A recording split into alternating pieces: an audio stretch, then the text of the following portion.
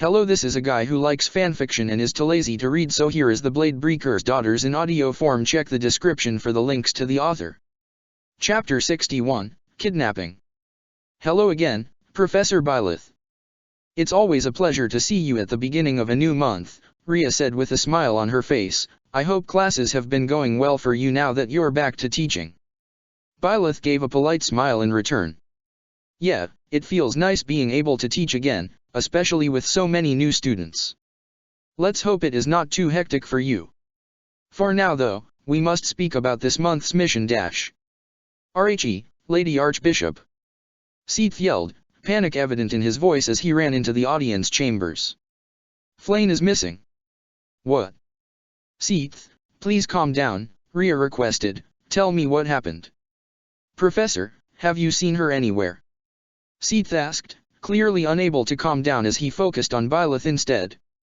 No, do you want me to help look for her? Please, she might be in danger. Professor, perhaps you would allow me to discuss things with Seath first. Ria asked. No, if she's missing we should look for her right away, Byleth stated. I can get my students to help out if need be. You're right, time is of the essence. Seath, inform the other professors. Professor Byleth, please tell your own class as well. We'll have the knights search the town, so the students shall scour the monastery. Very well. Bowing to Ria, Byleth glanced at Seath. I'll make sure to find her. Thank you, Professor. Flayn has gone missing. Edelgard asked, trying to keep a sign of shock in her voice. Yes, we'll be searching for any sign of her, Byleth explained. If you find anything then you're to immediately inform me. Of course. We will scour the entire monastery for her at once. Ferdinand declared, practically volunteering to lead the charge. I imagine the knights have already started searching the abyss, but Happy and I shall meet up with Yuri to see if he has heard of anything. Constance said, also already making plans, which earned her a side-eye from Happy. I heard Flayn has a major crest. Perhaps she was kidnapped because of it. Linhard guessed. Are we sure she got kidnapped? For all we know she just ran away, Emily muttered, prompting a frown from Dorothea. Is now really the time to suggest a girl like Flayn might have eloped? Did I say anything about eloping? Who would even want her like that? She's tiny. You're shorter than Edie. Any guesses we make now will be purely conjecture. What we need to do is get information first, Hubert interrupted, his own tone even and firm as the noble and commoner glared at one another. Yeah, we need to get out there right away. Caspar decided, ready to take up the charge. Oh no, I hope nothing bad happened to her. Bernadetta mumbled, not at all willing to take up any charge. I pray the goddess is protecting Flayn, Marianne murmured, clasping her hands in a hopeful prayer instead of participating in any sort of charge. For now, we should spread out. Make sure to be careful everyone. Nodding, Byleth dismissed her class before they all went out to look for Flayn. Professor, if I may. Turning, Byleth noticed Edelgard and Hubert approaching her. I wanted to discuss what we were going to do. If we are to search for Flayn, then we must work on the assumption she did get kidnapped, and didn't just run away. Yeah, Flayn wouldn't run away, Byleth agreed. Seath may be overbearing but they do care for one another. Glad we are in agreement, Edelgard said, thinking up her next words carefully. While she had no love for Ria's kind, if those who slither were able to successfully take Flayn away, then it would cause too many problems down the line. So while she did agree to letting Jaritsaw kidnap her, there were no stipulations she couldn't foil their plans. For now, let's try to see who would benefit the most from kidnapping her. It likely isn't someone looking to make a profit since they left no message of any sort, so their goal must be beyond a monetary reward. We can also assume she's alive. There would be no point in abducting her if simple murder was the objective, Hubert chimed in. It's only logical. I'll keep that in mind. You make sure to be careful, they might not stop at just Flayn, Byleth said, nodding to them before going off, leaving the two alone in the room. How much time do you think we have, Lady Edelgard? A few days at most. They've probably already extracted her blood, but whatever they might be planning will take more resources than whatever they have at the monastery here, Edelgard guessed. We should still be careful not to let them know we're working against their plans. I doubt Emily will be smart enough to notice, and Bias seems far more interested in Shay. Given that said girl might also be working against them, that only leaves Solon. Yes, the final Slytherer in the academy. Perhaps if she had stayed in contact with them she would know who he was disguised as, but as it stood, all she knew was that he was a member of the staff. Though that was enough for her to warn Monica never to be alone with any member of the staff when she went to the academy. For now, just attempt to look busy with the search, and try to point the professor to Jaritsa if she finds no leads. Very well, Lady Edelgard. Trying to find someone missing was quite the challenge for Byleth. Rescuing people was never her forte as a mercenary, especially since Shay could travel much faster than her and warp away with the people she found, so all she could really do was walk around the monastery and investigate as best she could, which mostly involved asking people what they knew. Though that led to its own problems, she kept getting pointed towards different people. Eloise, Gilbert, and even Shamir were pointed to as suspicious individuals. Not that they had anything to do with it. Sure, she might not know Gilbert or Shamir that well, but the former had only just returned from assisting in the kingdom, while the latter had Catherine vouching for her. And while she might still have her issues with Catherine, Byleth could at least be sure of her loyalty, if nothing else. It really is odd, there's been no demand for a ransom, and the perpetrator was able to grab her without anyone noticing. Maybe it was someone she knew. Claude guessed as Byleth was asking around for more info. She might have gone along willingly if it was someone she trusted. But Flane doesn't really know anyone that well. At least not enough to follow someone out of the monastery without telling anyone. Hey Claude. Looking over, the two saw Ingrid and Sylvain approaching. Have you seen Shay? Not today, why do you ask? What do you mean you haven't seen her? Didn't she transfer over to your class? Sylvain asked. First I've heard about this. She certainly wasn't in my class when Manuela told us the news about Flane. Byleth felt strange. Like there was a pit opening in her stomach. When was the last time you two saw her? Back at the party last night? She went off to her dorm afterwards. We haven't seen her since. You don't think Shay might have, whatever Claude was about to say, Byleth didn't hear as she ran off, immediately going to Shay's room hoping to find her sister had just overslept. Wait for us. It seemed the three students were worried too since they followed behind her, but she wasn't focused on that. And while Byleth had felt fear before, it hadn't prepared her for the sudden panic that hit when she saw her sister's bed was empty. No, she murmured, before moving into the room and throwing the covers off the bed, as though that would help. Shay? Shez. Hey, Professor. No, hold on, just, where had she last seen her? She left after dinner, they said good night. Byleth had gone out to visit her mother's grave. Professor, you need to calm down. I'm calm. I am completely calm. I need to find my sister. Teach, your hands are on fire. Byleth paused, then shook her hands, dispelling the burning magic that had been gathering there. I'm fine, I'm calm. When did you all last see her? Sylvain and Ingrid exchanged glances before the redhead spoke. Like I said, we saw her yesterday at the party. I know she went off when she wanted to get some rest, but we didn't see her after that. What were you doing? He blinked, but Ingrid answered for him. After the party, we were talking about our childhood. About expectations and how bad things could be. It was something we should have gotten to before, but, regardless, I said good night to Sylvain at, I'm not sure what time exactly, but it was in the evening. Hey, Professor, you don't actually suspect us, right? Sylvain asked, making Byleth pause. No. I don't think so. It wouldn't make sense, she likes you too. But that would make it easier if they wanted to hurt her. Hey, Teach. Claude caught her attention next, placing his hand on her shoulder. We'll find her. Try to avoid getting paranoid, okay? Trust me, it does more harm than help. Right. Okay. Sorry. Byleth felt itchy. Like she needed to move. I need to ask around. I I need to find her, now. Her and Flayn. Okay, and we'll all help with that. You don't need to worry. But she was worried. She was more worried than she'd ever been in her life. So to the shock of most of the monastery, Byleth ran as quickly as she could through the grounds, getting a couple of startled cries from students who had to jump out of the way to not get run over by her.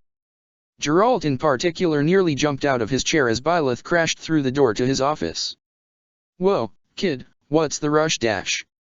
Have you seen Shay? Huh? No, I haven't. What happened? Did she take something of yours? When was the last time you saw her? When she went on the mission to Conan Tower.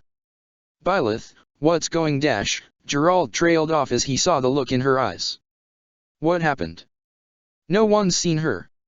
She wasn't in her room and she wasn't in the Golden Deer or Blue Lions class. Okay Byleth, try to stay calm.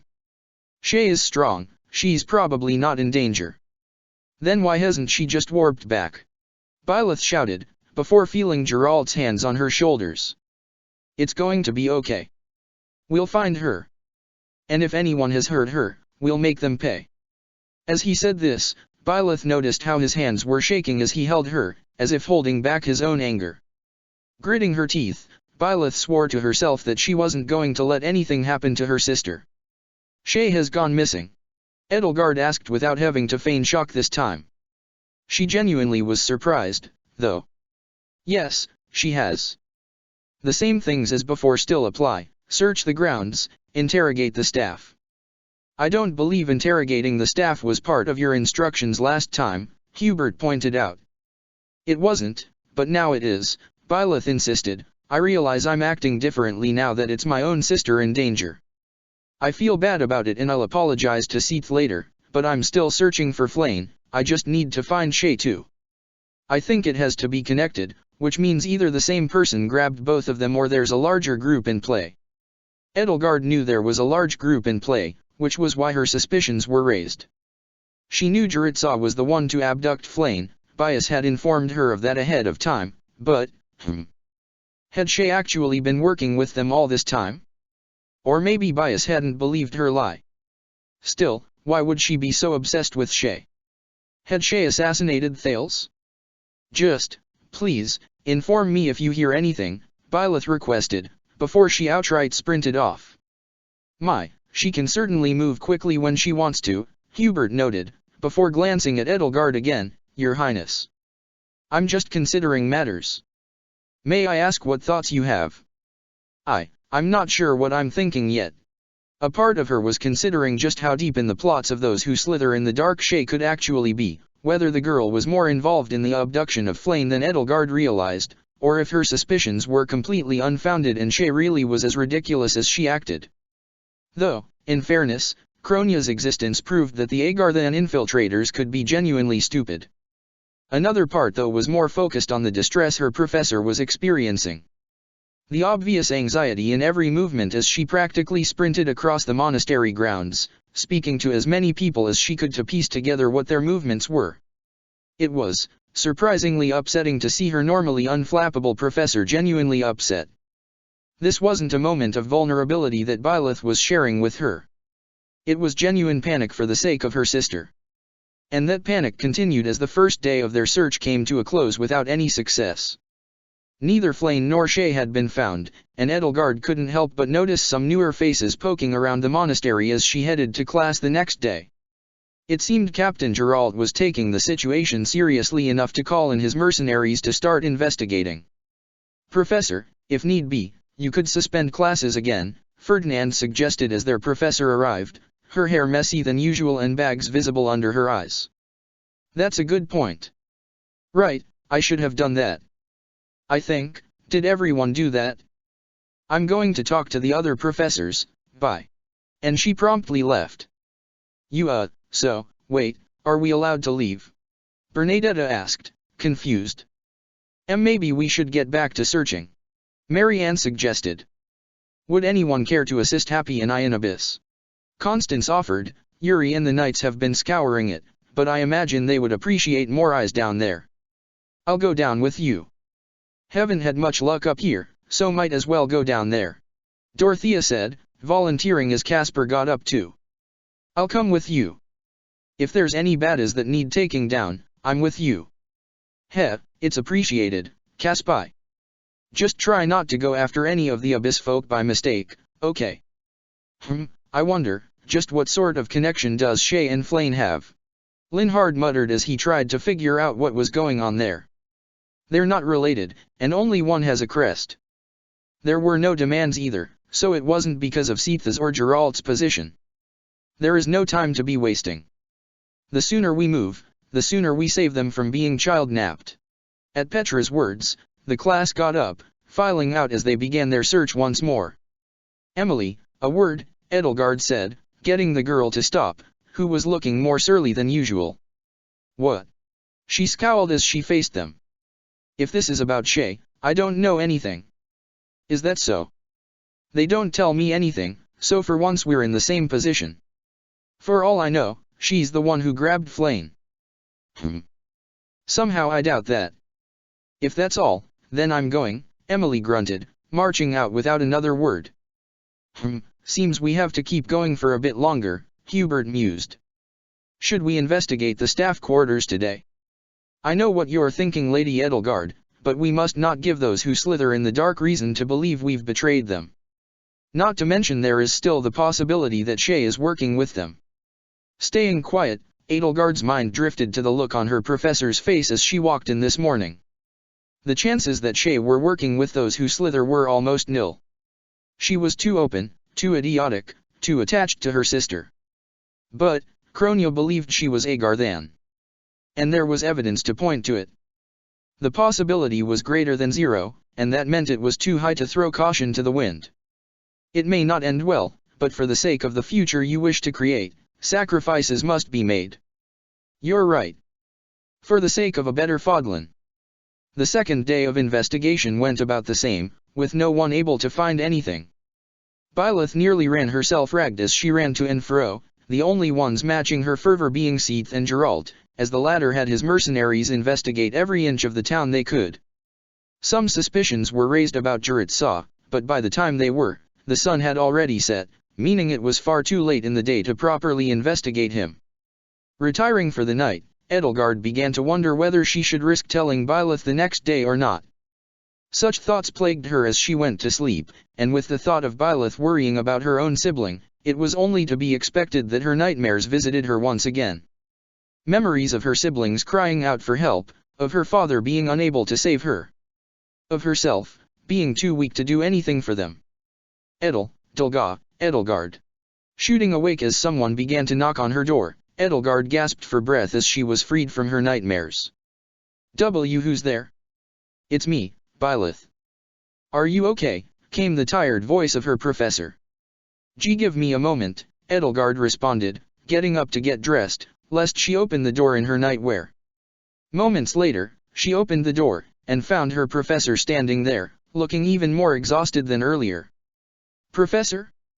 Why are you still awake? I was still looking for clues when I heard noises coming from your room. Is everything okay? Just some nightmares, nothing I am not used to. Should you not try to get some rest? I'm okay. I took a nap earlier. And besides, I found something. Lifting her hand up, Byleth showed off a flower-styled hair clip. This belongs to Shay. I actually found it outside your room. She must have been up here when they grabbed her. She was? Edelgard asked, shocked once again. Had it happened in the middle of the night? I think so. She's always had it since I gave it to her, so it must have fallen off, Byleth said, holding on to the hair clip gently. I understand, Professor, but perhaps you should rest for now. If we were to find Shay tomorrow, you won't be any help if you're too tired. No, I can't stop. Shay might be in danger. Professor, please, you need to get some sleep. I can assure you that as soon as you wake up, we'll resume the search once again. Byleth seemed to want to argue for a moment, before she stopped, letting Edelgard grab her by the hand to lead her back to her room. Just remembered something. What is that? You know how you asked about my travels?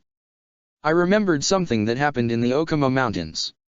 Shay and I were practicing magic, It was the first time I cast light magic, and it was a big one, Byleth said, a fond smile on her face. Shay was really impressed, especially since it caused a rock slide. What? Oh, don't worry, Ezra said it was okay, there weren't any villages on that side apparently, Byleth explained, a bit delirious as the exhaustion hit her. Did Spook Dad though, went to the kingdom afterwards? It was an accident. Ah, yeah. I tried the light spell, the big one. One of the big ones, I think. Byleth yawned, not noticing the look on Edelgard's face. I see, we should get you to bed, Professor. We can discuss more ideas in the morning. All right. Just, we need to be fast. Need to make sure Shay is safe. We'll do that, Professor. Edelgard led her professor to her bedroom, then saw her off for the night, only closing the door once she had seen Byleth flop onto the bed and fall straight asleep. Then she returned to her own room, shut the door, and placed both hands over her mouth as she crouched down and tried to stifle the hysterical laughter that threatened to bubble up out of her. Knowing that Monster Thales really had died in a complete accident, had been killed by a teenage girl showing off to her little sister, it was almost enough to make her think there really was such a thing as divine justice. There wasn't, she knew that, and that actually made it better because the rotten bastard had died because of random chance. No grand final battle for him, just crushed under a landslide, squashed like a bug with a rock. For the first time in a long time, Edelgard's composure broke, and she just laughed and laughed at the thought of the worst monster she had ever known dying so pathetically. Byleth blinked, slowly, waking up in her bed and wondering how she knew how she got there. She should thank Edelgard later, when she wasn't so tired. She let out a slow yawn as she sat up. She was still wearing everything from yesterday, which was kind of annoying. It wasn't the first time she'd fallen asleep in her clothes, but she'd gotten out of that habit now that she had a specific room to rest in, and her brain was still focused on inconsequential things. Your student was right. You needed the rest, Suthies commented as Byleth pushed herself up from the bed. I know. It still bothers me.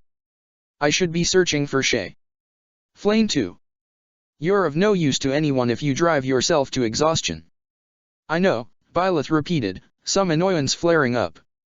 You're aware, but I don't think you accept it.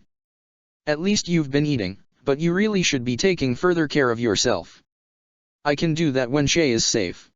She stretched, grunting at the sensation of her tense muscles straining until her back popped, prompting a brief sigh. She glanced at the sleeves of her coat and gave the front of her shirt a tug. Clean enough. Suthies sighed, watching as her host ignored her own hygiene in favor of heading for the door, though she blinked when she noticed who happened to be waiting outside. Oh. Edelgard. Byleth blinked. Ah, did you need something? Professor, I might have an idea, Edelgard said, her voice firm and her gaze steady. Call it a hunch, but I think I might know who abducted your sister. Chapter 62, Revelation in the Dark. Shay felt a dull pain aching throughout her body as she stirred awake.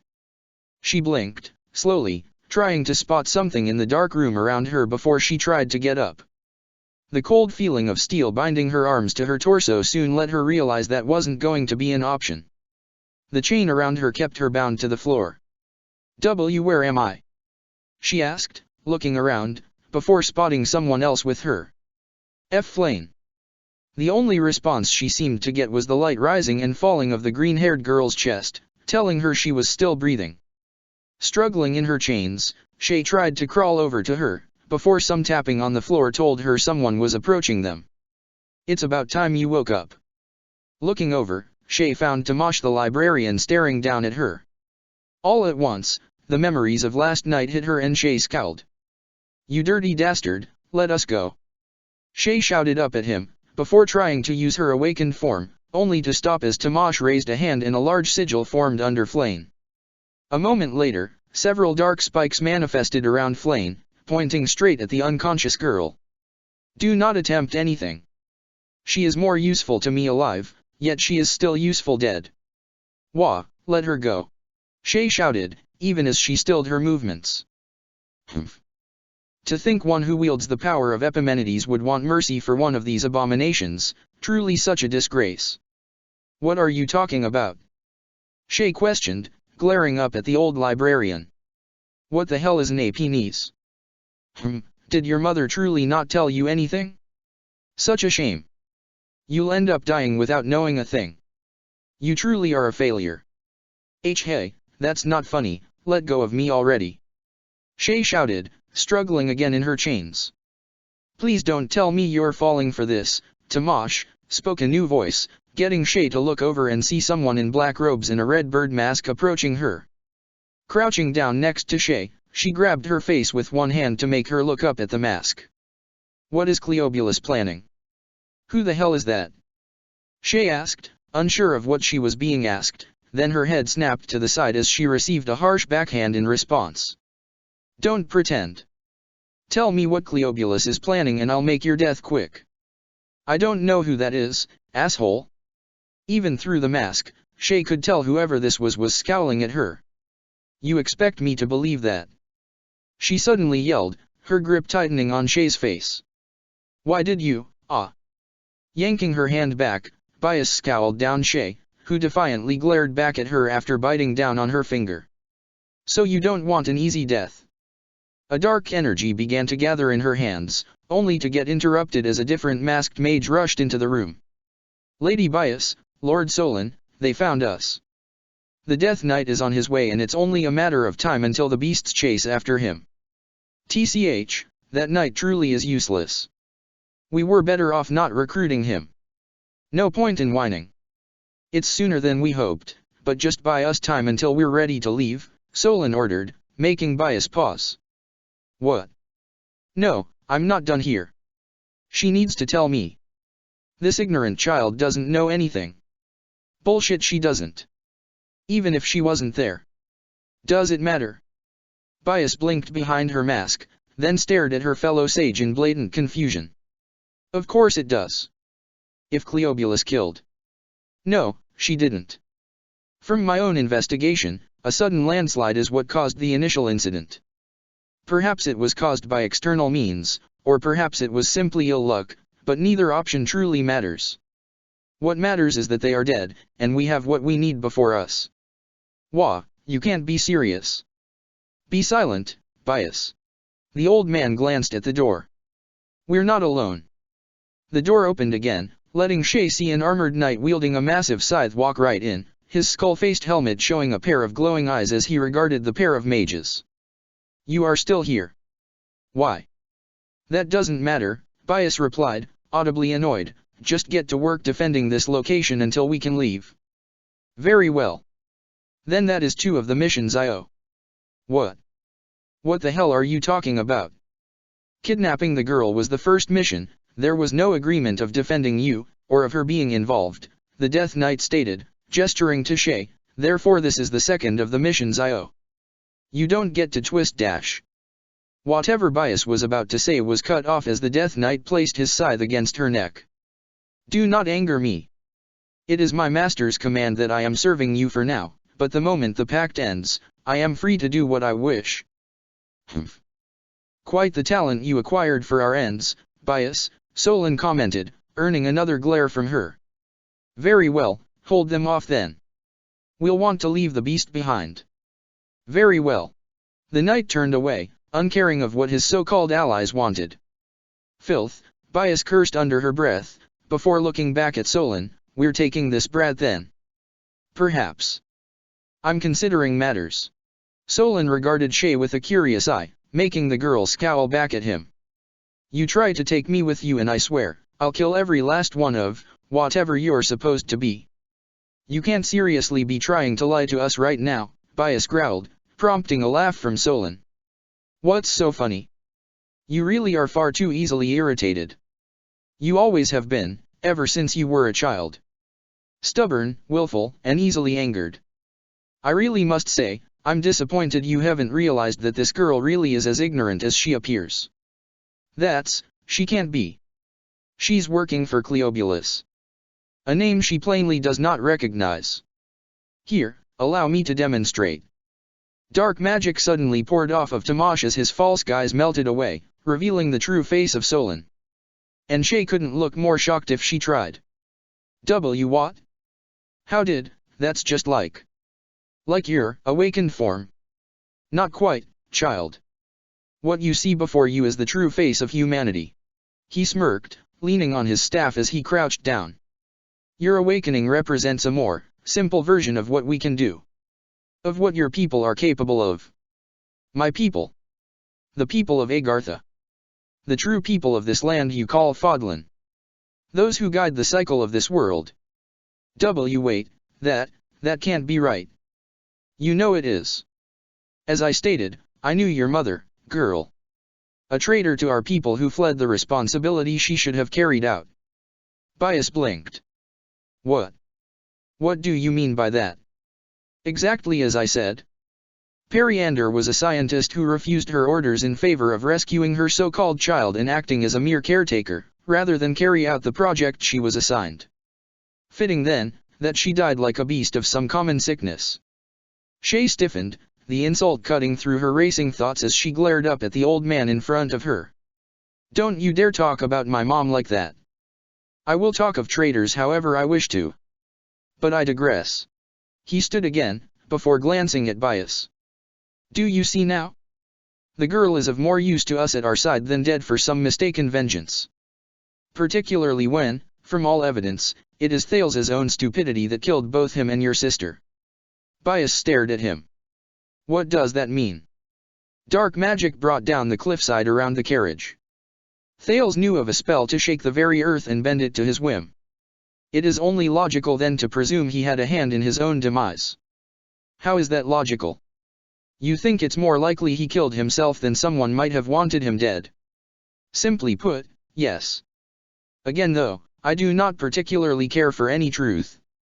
I seek what I always have, the salvation of this world from the abomination and its spawn. Thales' death matters nothing to my cause, and Pittacus's demise matters even less. So stop whining, apprentice, and perform your role properly. Bias glanced at Shay again, who glared straight back. It does matter. No, it doesn't. Thales had his place, but I don't give a shit about Thales. Bias screamed, this is about Pittacus. I couldn't give less of a shit if that bastard died 1,000 deaths, but she was my sister. My twin. You can't tell me that doesn't matter. It doesn't. Solan's voice was steady, calm, and cold, yet Bias looked as though he'd punched her in the gut. You are being irrational, your mind clouded by meaningless emotion. If there is even a single thing of worth that you have learned from me, it should be the fact that nothing matters besides the vengeance of our people and the righting of the cycle. Purge this worthless sentimentality from your mind, apprentice, or you will inevitably meet a fate much the same as your sibling. Bias stared at Solan, silent and still to the point that Shay almost felt bad for her, before she placed a hand on her chest and bowed her head. Of course, mentor. My apologies. Solan watched her leave, then regarded Shay again, who grimaced at his gaze. What the hell do you want? She growled back, before flinching as he suddenly reached down and cupped her chin, staring directly into her eyes. GGH, let go. Solan simply studied her, before a faint, amused smirk crossed his face at what he saw in the depths of her eyes. Not a failure after all then. Very well, my predecessor. I bow to the wisdom of my elder. What? Nothing you need to care about, child. Sleep now. This is all merely a nightmare, and one you shall awaken from soon enough. And with a flash of darkness, she was out again. Rushing through the darkened underground, Byleth slashed through another mage standing in front of her, her mind completely focused on finding Shay as an archer ahead of her had but a moment to pull out an arrow before a spear pierced him, nailing him to a wall before Geralt took it back by ripping it straight through the dying man's chest. So this is the might of the Blade Breaker and Ashen Dragon when they work together. Hubert mused, casting a miasma spell on an armored knight as they came around the corner. Yeah, gotta say, still feeling jealous your class got her as your teacher, Claude said, shooting an arrow at the knight to finish him off. You should have tried harder to recruit her then. Hey, how was I supposed to know Edelgard was going to immediately pounce on her? I wanted to bide my time and not seem so eager. Is now really the time to be arguing about this? Lysithea complained while blasting another knight with her own bolt of darkness, we're trying to rescue my apprentice. Sure, we can argue later, Claude allowed, firing another arrow. Eesh, how many soldiers do these people have? Gonna run out of arrows. A flash of light caught his attention and he aimed at a teleport sigil, only to pause as he saw Dimitri appear. Where am I now? The young prince asked, looking around in confusion. Hey there Dimitri, about time you lions showed up. Oh, Claude, finally, I was getting tired of ending up in random locations, Dimitri said, stepping out and surveying the location. It seems you've worked hard already, allow me to clean up. Rushing forward, Dimitri stabbed through one of the remaining soldiers as the rest of the blue lions began to appear from the sigil. If you have things handled here, we're going on ahead. Byleth called out to them as she and Gerald rushed forward. Hey, I'm going with you. Lysithea called out as she chased after them. Heh, guess I can take it easy now. Claude said, idly holding the last arrow in his quiver. Glancing around, he realized something. Hey, Dimitri, where's Edelgard? She said she was going to keep informing everyone of what was happening. Though I wonder just who is left to tell. Is that so? Thinking to himself, Claude could only wonder what the Imperial heiress was up to. Busting through the final doorway of the underground base, Byleth and Gerald found themselves against the last of the soldiers, with two drawing their attention. It seems the time of our battle has begun. Just shut up and fight them already. The mage in a red bird mask shouted, before immediately casting a spell she had been charging at the two. Bringing her sword up, Byleth slashed through the fireball, before the father and daughter pair charged at their enemies. Where's my daughter you dastards? Gerald shouted, cutting through the soldiers between him and the Death Knight as Byleth swung her sword, making Bias duck as it extended, the chain whip wrapping around a different mage before cutting him in half. Clashing scythe against spear, the Death Knight began to chuckle. So you are the Ashen Dragon's father. Good, perhaps you shall be even better prey than she was. Gerald growled. And you're the dastard that tried to cut her down. Congratulations, you're the first guy to ever piss me off this badly. Good. Show me that rage. As her father and the Death Knight clashed, Byleth raced in, focused and silent as she slashed at the red-masked mage. Bias felt a snarl come to her face as leapt back, shoving another lesser mage in her way as she gathered her magic and unleashed hell on the brat in front of her, who caught the flames on her sword and let the blade become wreathed in them. Ha! Alright, no playing around then. Bias flung her hands out as flames surged up her arms and wrapped around the walls and sealed off the entrance, bathing the room in a sudden fire that made her own men yelp and flinch back, trying to avoid the fires now licking up their robes.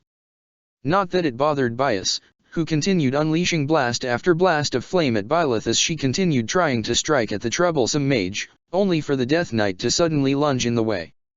Face me. Damn it, focus on one person at a time. Gerald snapped, before trying to spear the dastard, only to get forced back into a clash with him as the Death Knight turned his attention back Gerald's way. I care not who I face, only that I have blood. Lady Bias, please cease your spell, one of the dark mages requested, we're going to burn alive. And then he caught a blast of miasma to the chest and went crashing to the ground, prompting a curious glance from the sage. Well, look at you. Impressive spellcasting for a child. I am not a child. Lysithea snapped, casting a swarm at the obvious leader of the mages, only to blink in shock as Bias simply grabbed one of her subordinates and shoved him in front of the spell. What? Why would you? Bias didn't answer, instead pushing the struggling mage away as the dark insect stung and bit at him, before launching a roaring fireball straight at Lysithea, only for Byleth to cut through it as well. TCH. You're getting damn annoying with that sword of yours, beast. Twin sigils formed over her hands as flames surged up from the floor, yet Byleth was undeterred, swinging her sword out and slicing across the room towards the sage, who simply kicked the severed head of one of her subordinates in the way, knocking the blade off course. Byleth drew her sword back, about to rush the sage, when another soldier in black tried to drive a lance into her side, drawing her attention away as more black-clad fighters tried to cut her down. Mage. Cease with the flames. The Death Knight shouted, aggravation clear in his voice as even he started to feel the heat. Perhaps even worse than the others because of his thick armor. Nothing but complaints from everyone around me today, Bias grumbled, before snapping her fingers, ceasing the burning flames and allowing more students to enter through the entrance she'd sealed off. Not that part. What? You didn't specify. Professor. Dimitri shouted as he entered, running over to aid Byleth in her fight. Captain. Leone also shouted, immediately moving to try to help Geralt as the Death Knight backed up. Fine. It does not matter how many of you there are. All of you are merely food for the GH. And then Claude's arrow caught him straight in the chest, piercing through the plate and into his collarbone. Word to the wise, don't monologue mid-fight, Claude commented, then paused. That's actually pretty hypocritical of me to say, now that I think about it. Foolish boy. It is not enough to draw my blood. I cannot be felled so easily.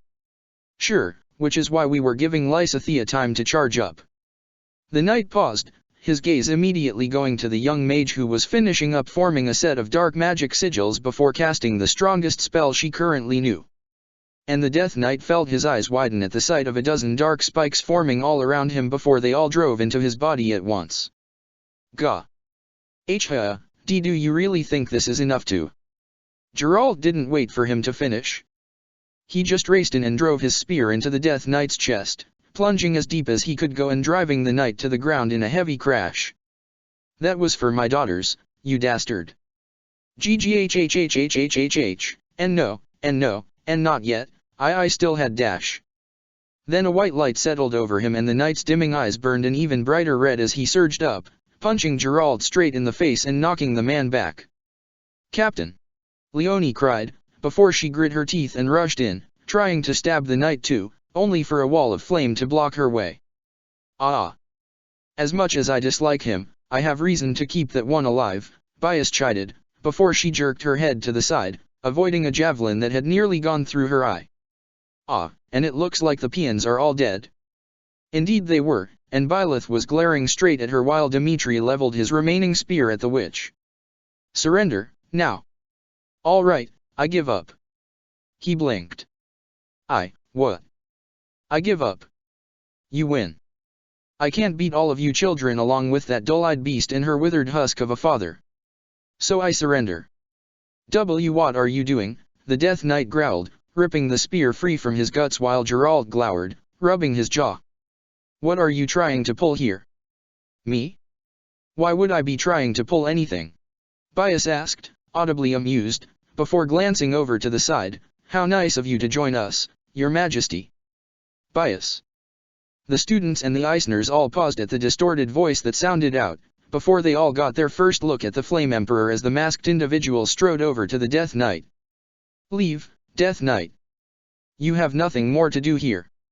Master, I can still fight. No, you can't. Go.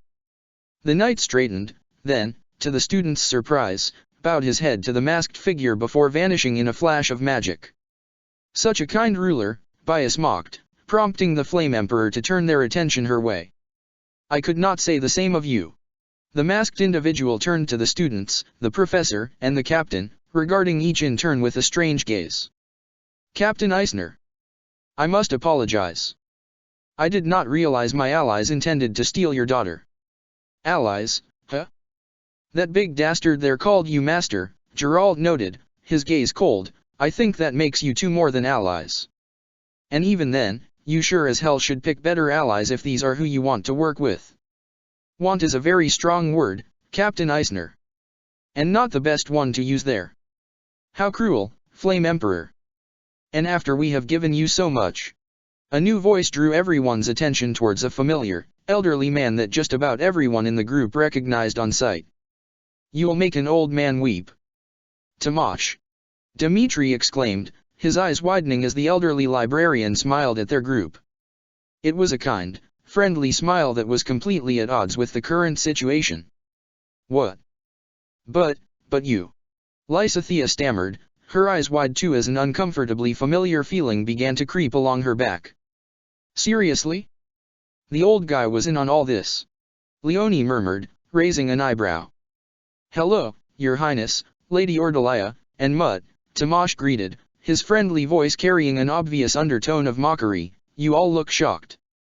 Though I suppose few of you would expect to see me down here.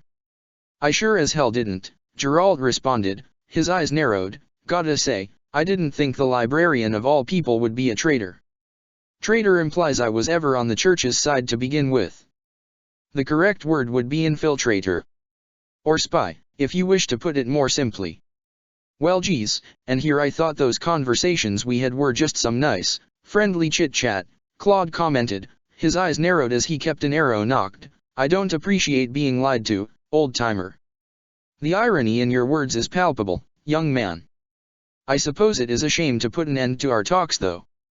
You were an entertaining conversationalist. Much like a dog excited to hear the words play and fetch. All right, you've made your point. You're a very scary old man, Geralt groused, glaring irritably. Considering how you're talking, should I assume you're the dastard in charge here? You would be correct. I am also the man who abducted your daughter. The man's eyes flicked towards the sword of the creator as its blade bounced off the magical shield he had prepared, prompting him to regard Byleth with faint amusement. How reckless. You could have hurt me there, you know. I intended to, Byleth replied, the first words she'd spoken since entering the underground chambers. Tamash, why are you doing this? Dimitri asked, stepping forward. How could you ally yourself with these monsters? I have no cause to answer you, beast. Though I will make note of your deep ignorance of this situation. A cruel smile crossed the elderly man's face. I am not allied with anyone here. They are allied with me. He gestured to his left, towards the mage in the bird mask.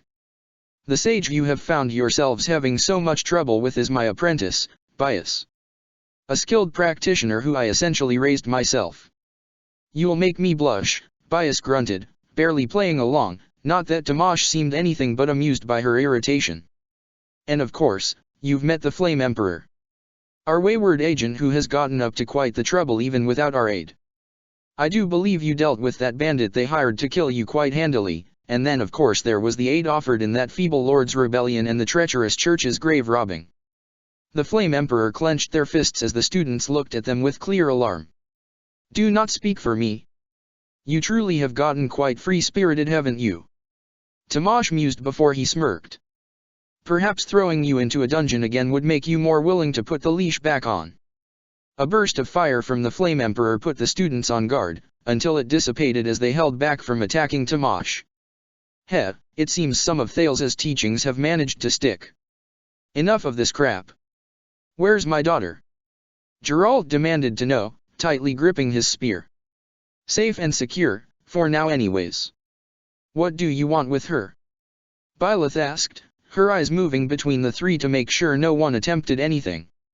Her frown deepened as she saw Bias quietly move to grab the javelin lodged into the wall. Nothing, for now. She may have her uses, but there is little use I have for someone ignorant of her true heritage. For the briefest moment, the Flame Emperor went still. What the hell are you talking about? Geralt asked, glaring at him. Perhaps a demonstration is in order. With his smirk growing, a purple light seemed to surround Tamash. This guy's has no more use, after all. For a brief moment, his gaze met another's, a singular black eagle in the group. Emily stared back, not quite sure how to react, not really even sure what was happening, but palming a dagger as her superior allowed dark magic to wreathe his form. With a bright flash, Tamash was gone, and in his place stood Solon, his dark eyes bright with malicious amusement as the Agar then smirked at the shocked faces. Somehow, this feels less dramatic despite the bigger crowd. No matter. Captain Geralt, was it? Out of the corner of his eye, Solon watched Emily stiffen, before she began to quietly move over to her target. He let his smile grow ever so slightly. What? I will gladly hand your daughter over, but it's only right if you offer something in exchange, no? He suggested with a smirk as Kronia stood behind Geralt, knife ready to pierce his spine. If you want my spear in your gut, sure. You aren't the first to make such an offer, but I digress. At least I will get to enjoy the sight of your painful Solon choked, blood spilling from his mouth as he coughed, before his eyes darted down to the javelin that had been rammed through his back and out his chest. A knife fell to the floor with a faint clatter as Solon gasped, clutching at his bloodied chest, his eyes widened with pure shock. For a moment, he turned his head, staring at the Flame Emperor, only to register that she looked as shocked as he did. Wrong way, Mentor, Bias said, before she let go of the javelin's shaft. Solon turned, and even Gerald felt his stomach turn at the look of shock and betrayal on the old man's face. BBIAAA. So you weren't lying earlier then? You didn't kill Pitacus or Thales, she noted, almost conversationally, at most faintly intrigued by his disbelief. That's a shame. It would have been more pleasant if I could wrap up this whole vengeance thing more easily. Ah well. And then she snapped her fingers, and the old man erupted in flames. He didn't have a chance to scream, if he even could, before he was reduced to blackened ash. Even his bones burnt away, charred past the point of holding together. What? Why would you do that? Dimitri exclaimed. He said he was your mentor. That he raised you. Bias glanced towards the prince, her head tilting much like the bird her mask resembled. Yes, that was all true. Really, simply calling him mentor puts it in such a low light. He was my father in every way that mattered. She couldn't help but grin at the boy's growing horror. And I hated his filthy guts. So you can imagine my elation right now. You're twisted. What kind of monster are you? Wouldn't you like to know? But, as my late mentor would say, I have no cause to tell you. Flame Emperor, do you require my aid in escaping? I have no need for your aid, the Flame Emperor answered.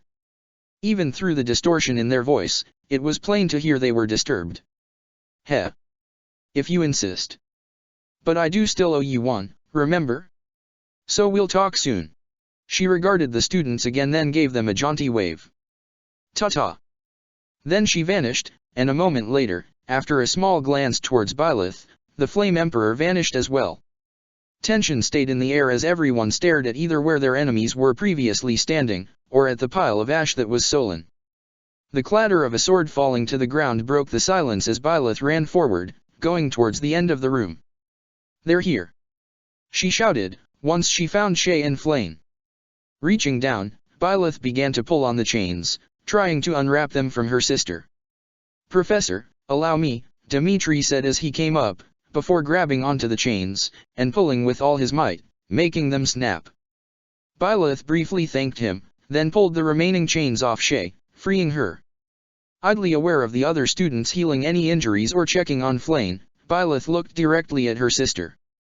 A faint bruise on her cheek was the only injury she seemed to have, otherwise, it seemed like she was just asleep. Come on, let's get her out of here, Gerald said, reaching down to lift Shay up. Silently nodding, Byleth followed behind them as all the students made their way out of the underground chambers. But, as she walked, something caught her eye. Kneeling down, Byleth grabbed something off the floor. A strange, curved knife, one like nothing she had seen before. Keeping a steady pace, Edelgard made her way to the staff quarters after tossing her Flame Emperor armor, her mind racing at what had occurred. She had already assumed the Slitherers had started to descend into factionism, but she didn't think it was bad enough to see Bias betray her comrade, her mentor, who she claimed was like a father, in front of everyone like that. Even more so, confirmation that Shay didn't even know she was one of them. That changed her perspective on the girl entirely, and it meant something else as well. Edelgard had been completely wrong. It was harder to admit than she expected. She was preparing for a war, she knew she would be sending people to their death. In theory, she was fully ready for innocent deaths to be on her shoulders. In practice, however, she shuddered. She couldn't forget the panic in Byleth's eyes, the distress at seeing her sister was gone. Her innocent sister, who knew nothing of the people of Agartha, nor of the atrocities they were responsible for. For a brief moment, she wondered if they would have even found her alive if she had told Bias the truth. Was Edelgard really willing to condemn someone to death simply because of their origin? No. No, she was not. She was better than that. She had to be better than that. Self-recrimination could come later though. For now, she hurried to the knight's quarters just in time to see Geralt exiting with Shay in his arms. "Hey, princess," he greeted, nodding to her. "Excuse me, gotta get her to the infirmary." "Ah, of course." She stood aside, letting him pass as she noticed Seath hurrying over with the knights in tow. "Edelgard, where is Flayn?" "I heard." The Chamberlain paused, his panic fading as Byleth exited with Flayn on her back. "Flayn. It's okay." "She's okay," Byleth reassured, shifting her weight as Flayn slowly blinked awake. Brother." "Flayn, why yes, it's me, I'm here," Seath said, moving close as Byleth let Flayn down. The Chamberlain quickly began checking his sister over, helping her stand as the other students excited and the knights moved in, heading into the quarters and the underground chambers beyond. "Make sure to find everyone," Byleth requested. There were some type of teleportation sigils down there that scattered the students around. "We don't want anyone to get lost down there." "Of course, Professor," the knight replied, and then Byleth's attention turned towards Edelgard. "Thank you for getting everyone," were the first words she said, and they sent a pang of guilt through the princess. Even if Edelgard hadn't told Bias the truth, that she had even once been willing to abandon Shay to her fate. "It was the least I could do. I am sorry I was not there to help." "You helped. Calling in reinforcements is still helping, and messengers are an important part to any force." She paused. "I should get back to teaching soon. I can feel myself already planning out a lesson based around the importance of reinforcements and messaging on the battlefield." Edelgard felt her lips turn up into a slight smile. She let it happen, because she might as well show some positivity here. "I think it would make for a good lesson, Professor. Then I'll add that to the lesson plan then." "Oh, and Edelgard, do you think we could have tea sometime soon?" She paused, a flash of confusion hitting her. Well, if you insist, Professor. Though, shouldn't you be focused on taking care of your sister?" "Don't worry, I will. I just think we need to talk." "Okay. Of course, Professor." And there, the sinking feeling in her stomach returned as her mind raced, trying to think of why her professor would want to talk so soon after her sister's abduction, and if it could be that she'd already figured out. And then her professor patted her on the head. "Thanks. Take it easy today, okay? I'll see you soon."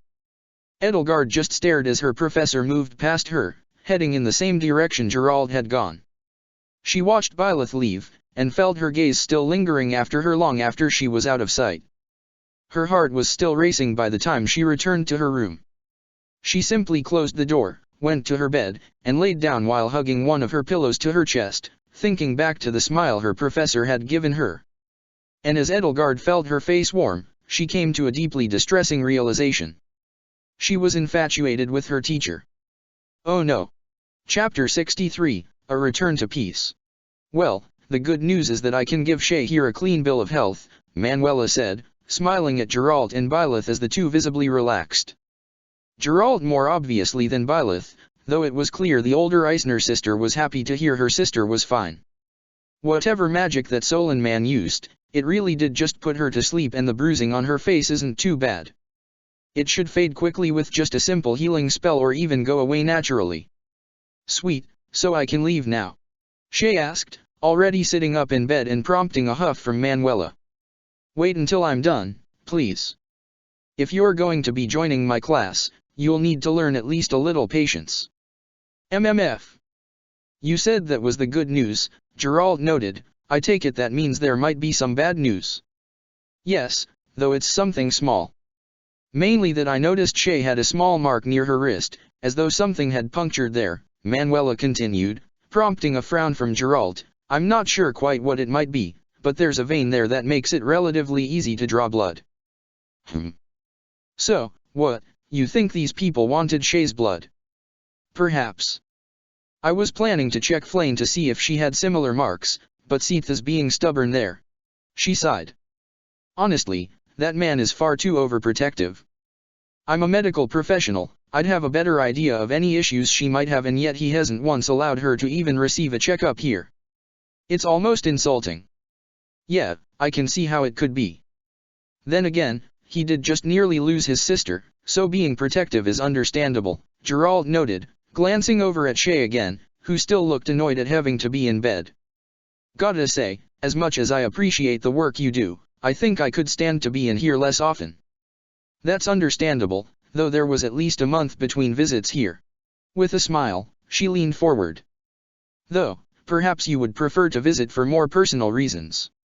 Right, Professor, if you're gonna flirt with my dad, can you at least let me leave first?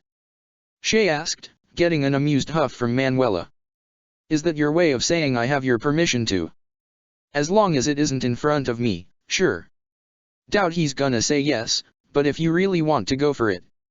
I'm standing right here, you know, Geralt sighed as he rubbed the back of his head. Listen, I'm flattered, but a young lady like you can do better than an old piece of leather like me.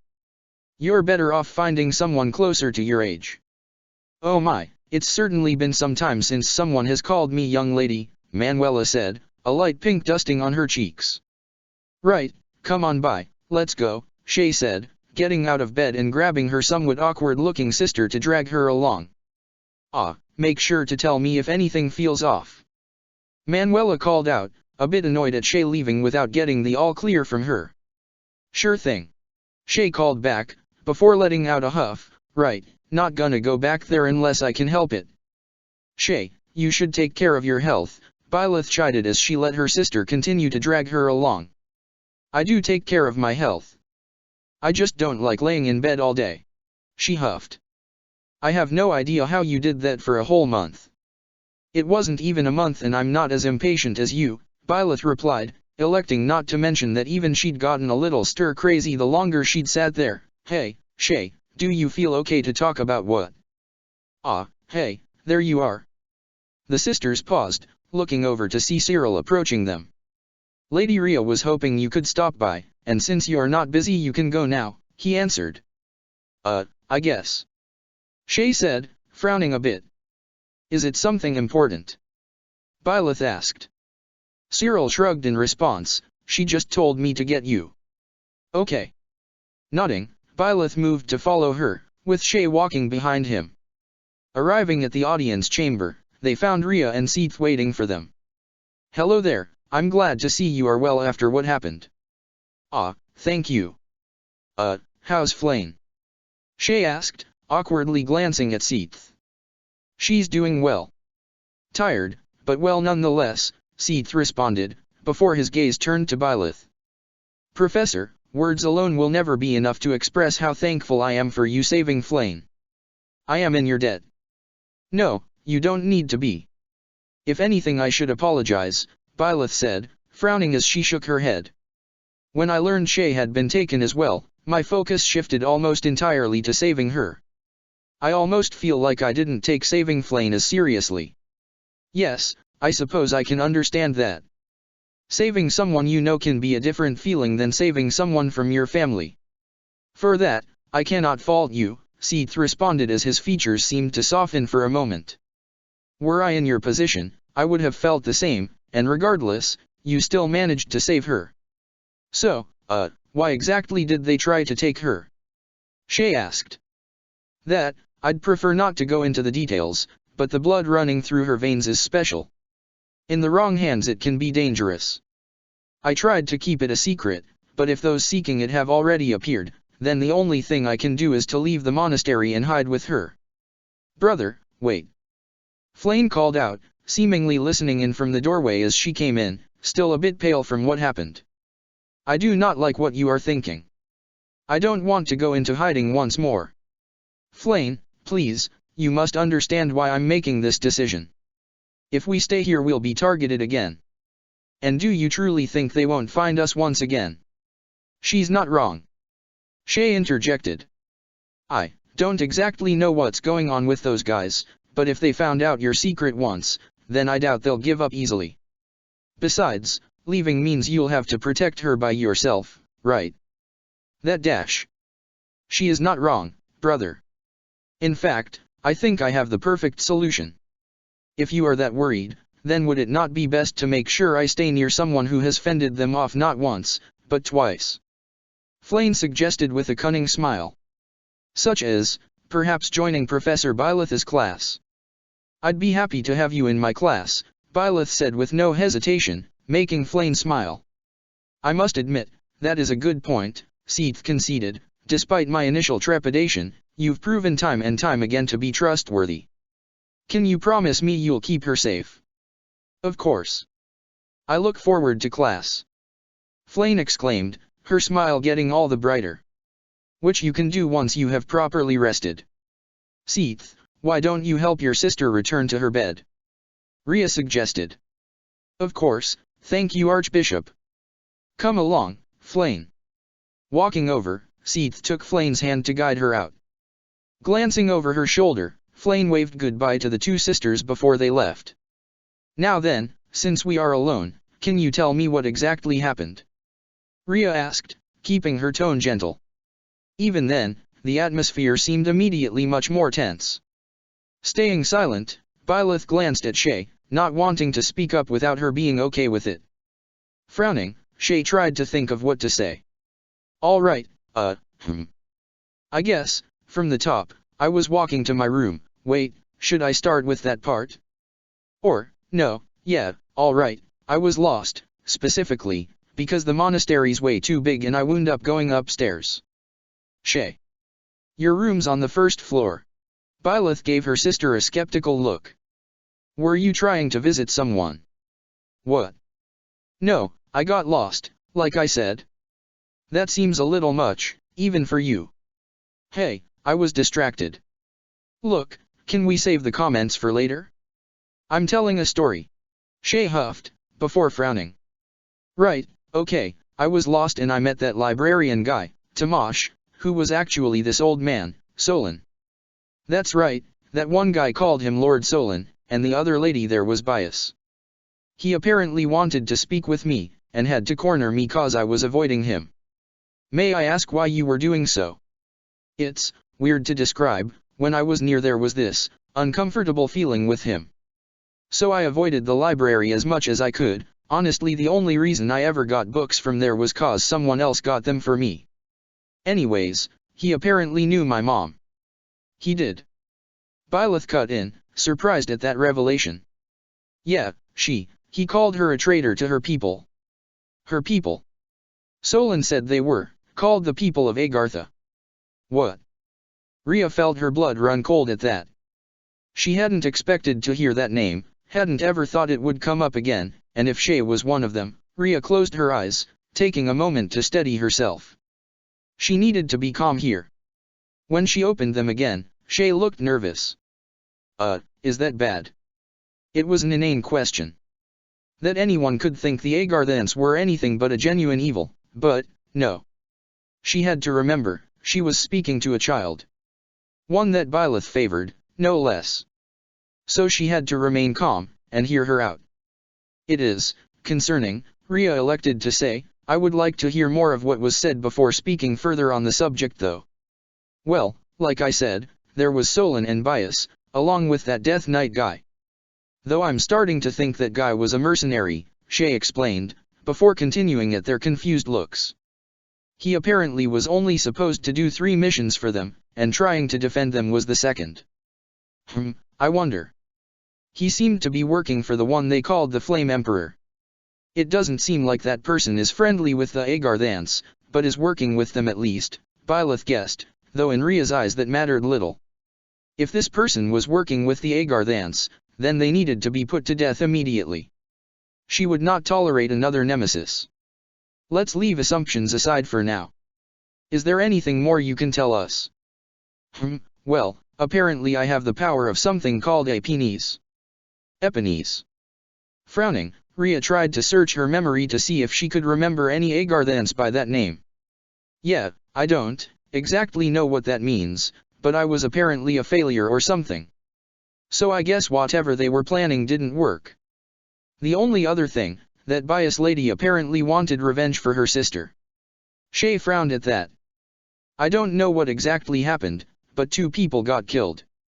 I don't remember the first one's name, but her sister was named Pitacus.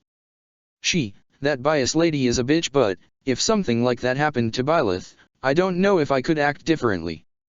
A part of Rhea felt only contempt at the idea of sympathizing with any Agarthan, a part that also felt a surge of vindictive pleasure at the thought of those monsters suffering further, but she could not allow that part of herself to influence her decisions.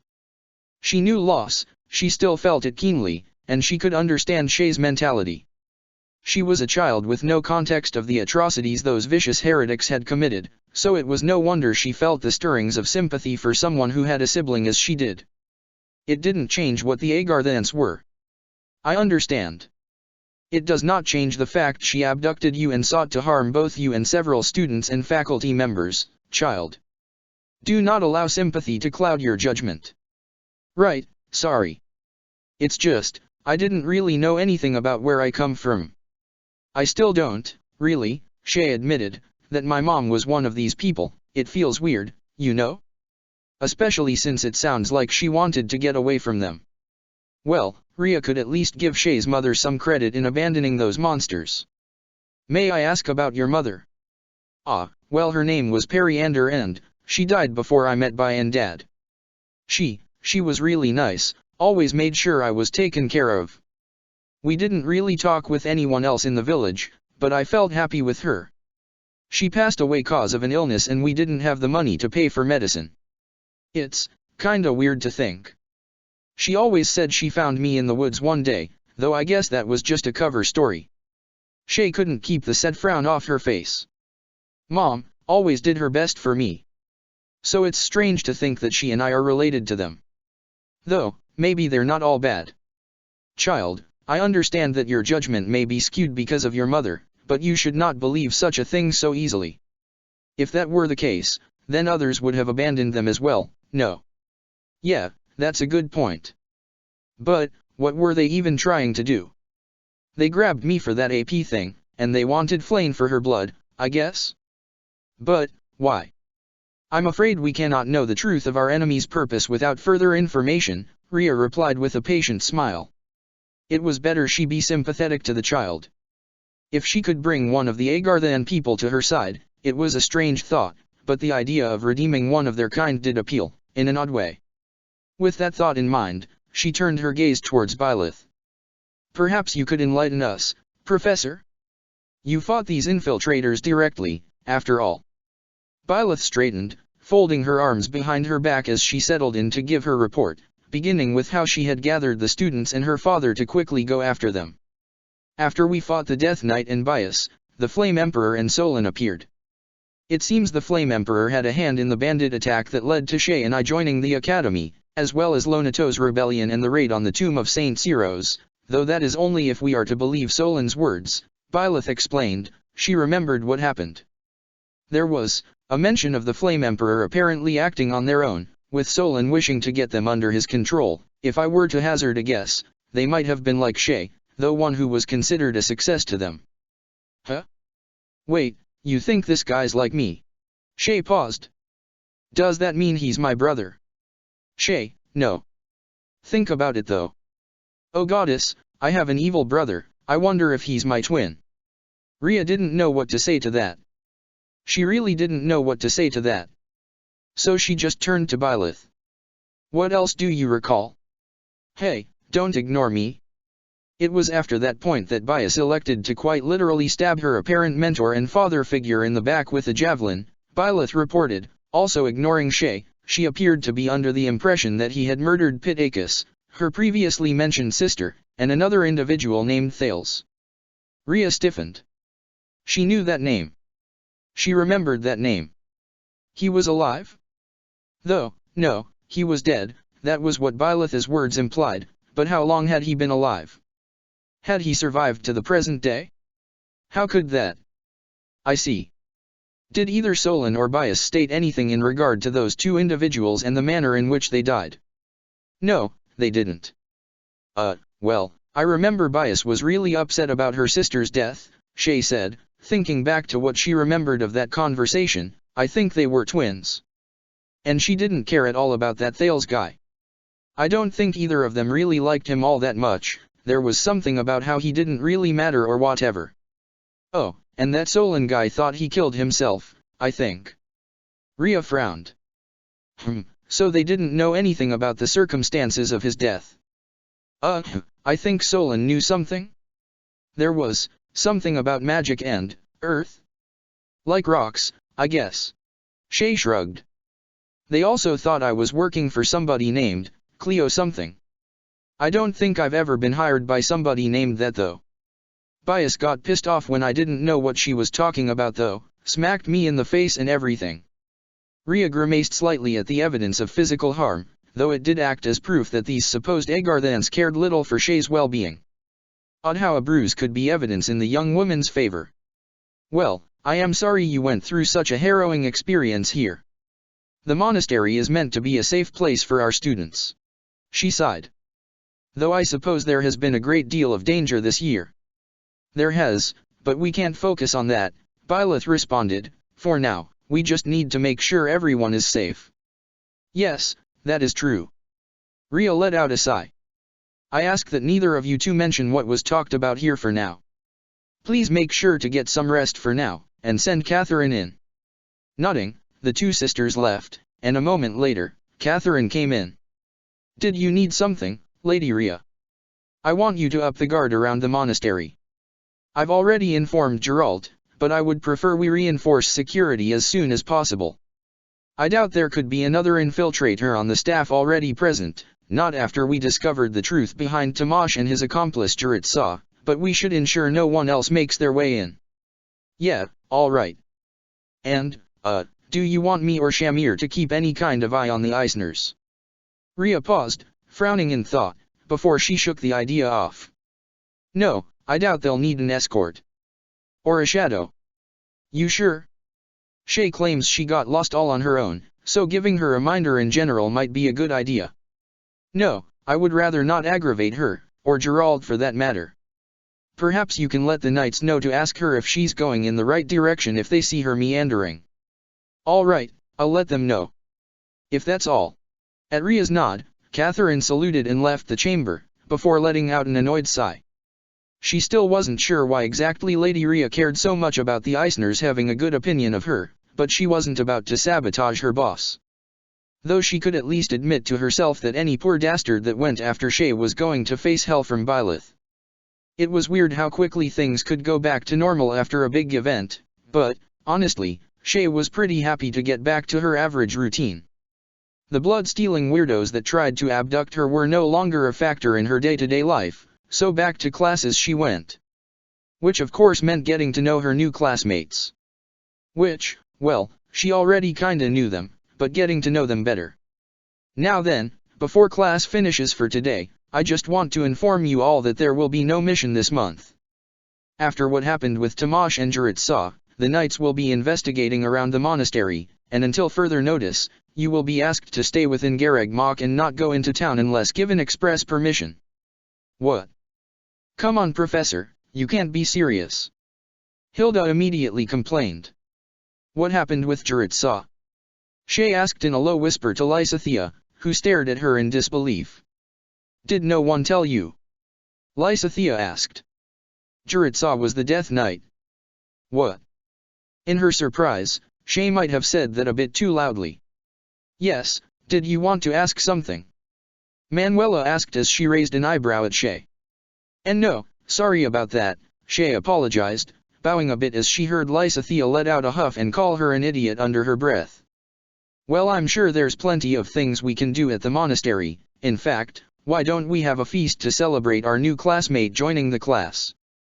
Claude suggested, immediately earning a cheer from Raphael. Yeah. Meat party. Hey, don't forget about me. Balthus called out. You guys didn't throw a feast for me. Pretty sure that's cause of how hectic things got, Leonie commented. Oh yeah, well, either way, I'll forgive you guys if you make sure there's booze. There will be no such thing at our festivities, Lawrence chided. I understand that you may be a brute, but none of us are old enough to drink. I mean, I am, but don't think they'd let me drink at the monastery, Leonie pointed out, unless they're okay with that. The church does respect the drinking age of respective nations. That being said, I doubt they'll be okay with you drinking around minors, Manuela informed, not that she could scold anyone with how bad her drinking habits were. Ah, damn it, guess I'll have to visit Abyss later, Balthus muttered to himself. Do try not to have too much fun during the feast. And make sure to keep in mind the knights might come by to ask you questions if they need to. Sure thing, Professor. Come on Ignatz, we have a party to start. Raphael said, a large smile on his face, before he grabbed the smaller boy to carry him out. Wah, Raphael, I can walk on my own, the bespectacled boy protested, to little effect as he was carried away. Heh, guess we should get a move on before Raphael finishes off all the food before the feast even begins, Claude said with an amused smile as he followed behind along with Hilda, who didn't look as happy. Humph. It's a shame Marianne isn't around to join. Not like she likes this kind of thing. Still. Trying to hide her amused smile at Hilda's pout, Shay followed behind her classmates. Was certainly fun learning this was going to be a common thing for her now, since Claude definitely liked his feasts. Though according to him it was a golden deer only thing, so no inviting her sister, apparently. Hey, do you mind if we speak in private? Lysithea asked as the golden deer watched Balthus and Raphael have an arm wrestling competition. Oh, sure. Good luck Raphael, I still have 5 gold on you. Shay cheered on as she got up. Following behind the shorter mage, the two found themselves in a secluded area where they could talk. What's up? I wanted to talk about what happened in the underground, Lysithea said, unease evident in her voice. About what Solon said? Oh mind telling me the specifics? He said a lot of things to me beforehand, but I don't know what exactly he told you since I was out of it. He said you had your uses. Do you have any idea what he meant by that? Ah. Right, frowning, Shay seemed to be thinking deeply for a moment. He said something, he called me a failed experiment. I don't know what he meant by that, but it was apparently to give me some type of power. And you don't remember anything about it? No, from what he said, it kinda sounds like they started doing it when I was born. As far as I remember, my first memory is waking up in a bed with my mom bringing me food. I think I know who was behind what happened to you, Lysithea said, trembling a bit. Wait, you do? Shay asked, surprised. It's only a theory. I can't say anything for certain. I just have an idea of who it could be. Hey, Lys, we don't need to talk about this if you're not feeling up for it. Can I ask something real quick? That depends on the question, Lysithea said, trying to ignore the stammer in her voice. She shouldn't feel nervous, she was just with Shay, but she was certain she knew who these people were, and the thought of them still terrified her. But go ahead, I'll answer it if you really want me to. All right. Does it have to do with how you are also really great at dark magic? I despise your implication that I only have these powers because of those people. Whoa, what? No, that's not what I meant. But I cannot deny that my talent with dark magic was likely influenced by their effects on my life. And, yes, they did affect me. And I'm not talking about it right now, okay? Okay. Okay, that's fine by me. I don't mind if you don't want to talk about it. Trying to keep a smile on her face, Shay kept her gaze on Lysithea. Just, whenever you feel up for it, I'll be up to talk about it, okay? I know, I just need time to think about it first. Thanks for trusting me with this, Lys. If you are to be my apprentice, then it's only right we learn about each other, right? Well, here I knew you two were close, but I didn't know you were that close. Interrupting the moment, Claude walked up, his usual smile on his face. Didn't know you were growing up so quickly, Lysithea. Shut up, Claude. Lysithea yelled, her face getting flushed. No need to get so embarrassed. It's all a part of getting older, Claude teased, getting Lysithea to glance at Shay for a moment, before she ran off in embarrassment. What the hell, Claude? You know she doesn't like getting treated like a kid, Shay complained, frowning at her house leader. I'll apologize to her later. Just wanted to talk with you for a bit, Claude explained. Specifically, as your house leader, I felt it only right to follow up on what happened. Starting to think I should just gather everyone around so I don't have to repeat myself so often. No need to, just wanted to make sure you're okay, Claude said without his usual inquisitiveness. Were you listening in on us? Just the tail end of the conversation, I swear, he said with a wink, though if you feel like telling me about it, I won't say no. Look, I still don't know how much of what he said was true or not, okay? For all I know, he was completely lying. Though she had a feeling he wasn't. Is that so? Claude asked, still intrigued. Well, I'll take your word on it. Though I hope you don't mind if we talk later as well. Just don't eavesdrop when I'm talking with someone, okay? Sure thing. Now come on, we have a party to get back to. Speaking of, you lost out on the bet. Wait, really? Damn it. Charging back in, Shay went to check to see if she had actually lost, while Claude stayed behind. A sister who could wield the sword of the Creator and had the crest of flames, and a sister with no crest, but who had her own special powers, and a powerful sword of her own. Maybe it shouldn't be just the church he should try investigating. Sometime later, Shay laid down in her bed, staring up at her ceiling as she let out a sigh. Whatever her powers were, they seemed to come from a dark place, one that might have hurt others. She let out a slow sigh, not noticing as the spirit she was attached to manifested beside her bed. A small frown crossed the pale being's face, his eyes narrowed for a moment, before he put a hand to his head and feigned some pain. Ugh, what happened? Arvel? Where have you been? Shay asked, sitting up once she heard the voice of her partner. I do not know.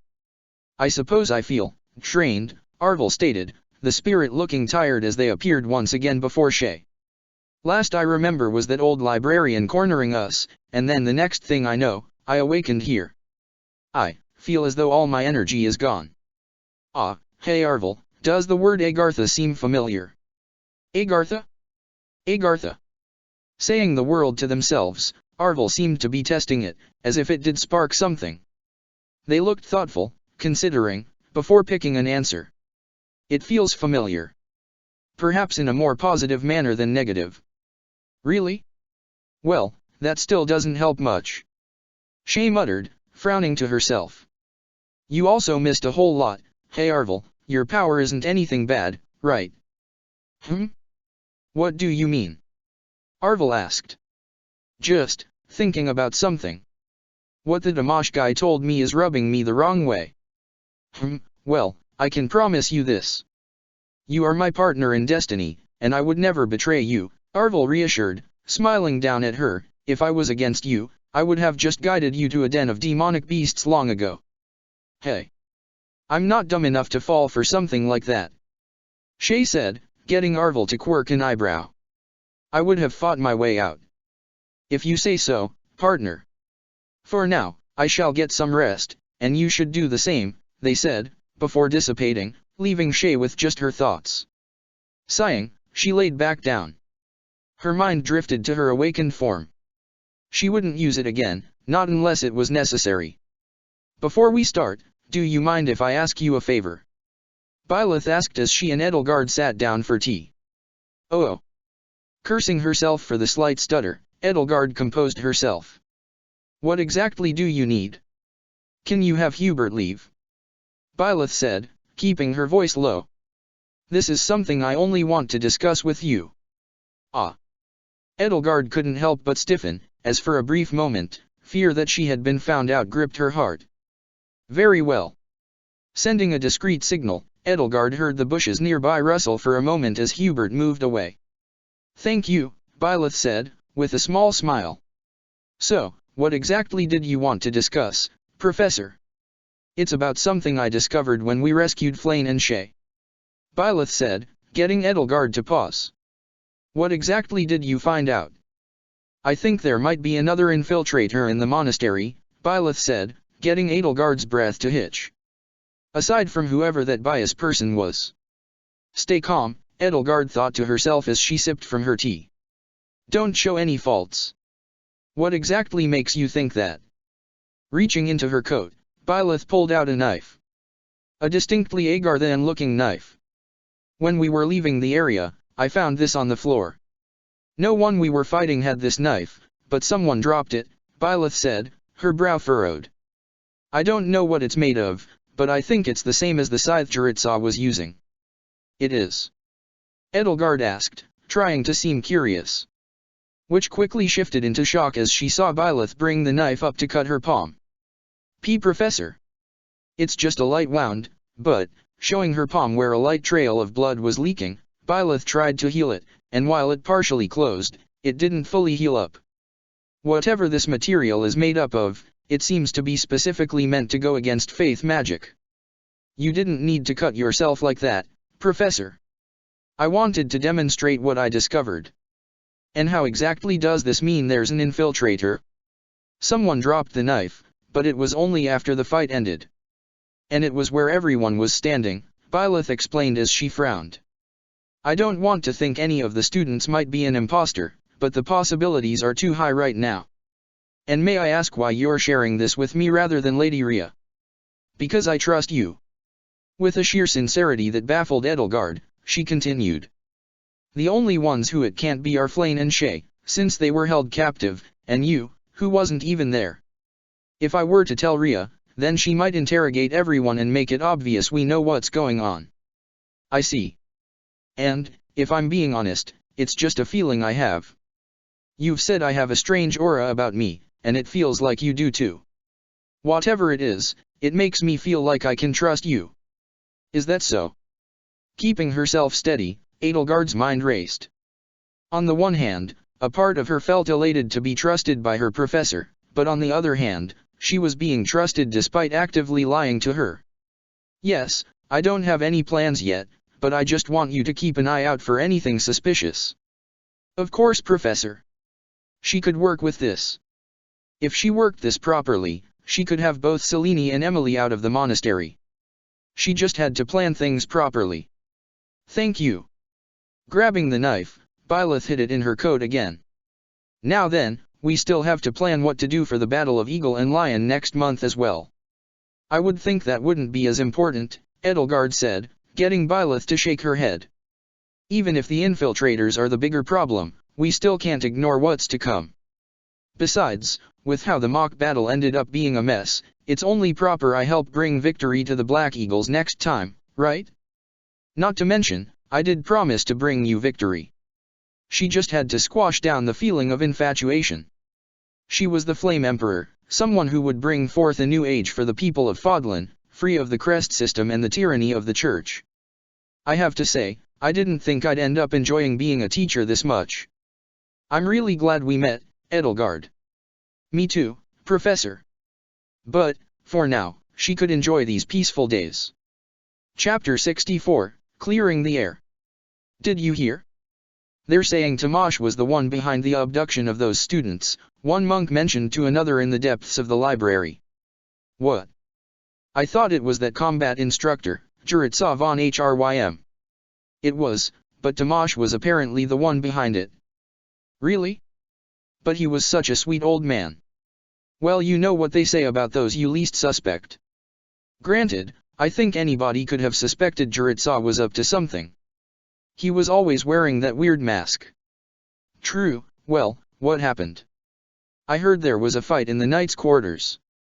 Ah, Captain Gerald took care of things, from what I heard. Him and his daughter, that new professor, killed Tamash, but Juritsa managed to get away. Really? Oh, that's scary to think, he could still be out there then. Hey, how do you think Sister Selene is taking it?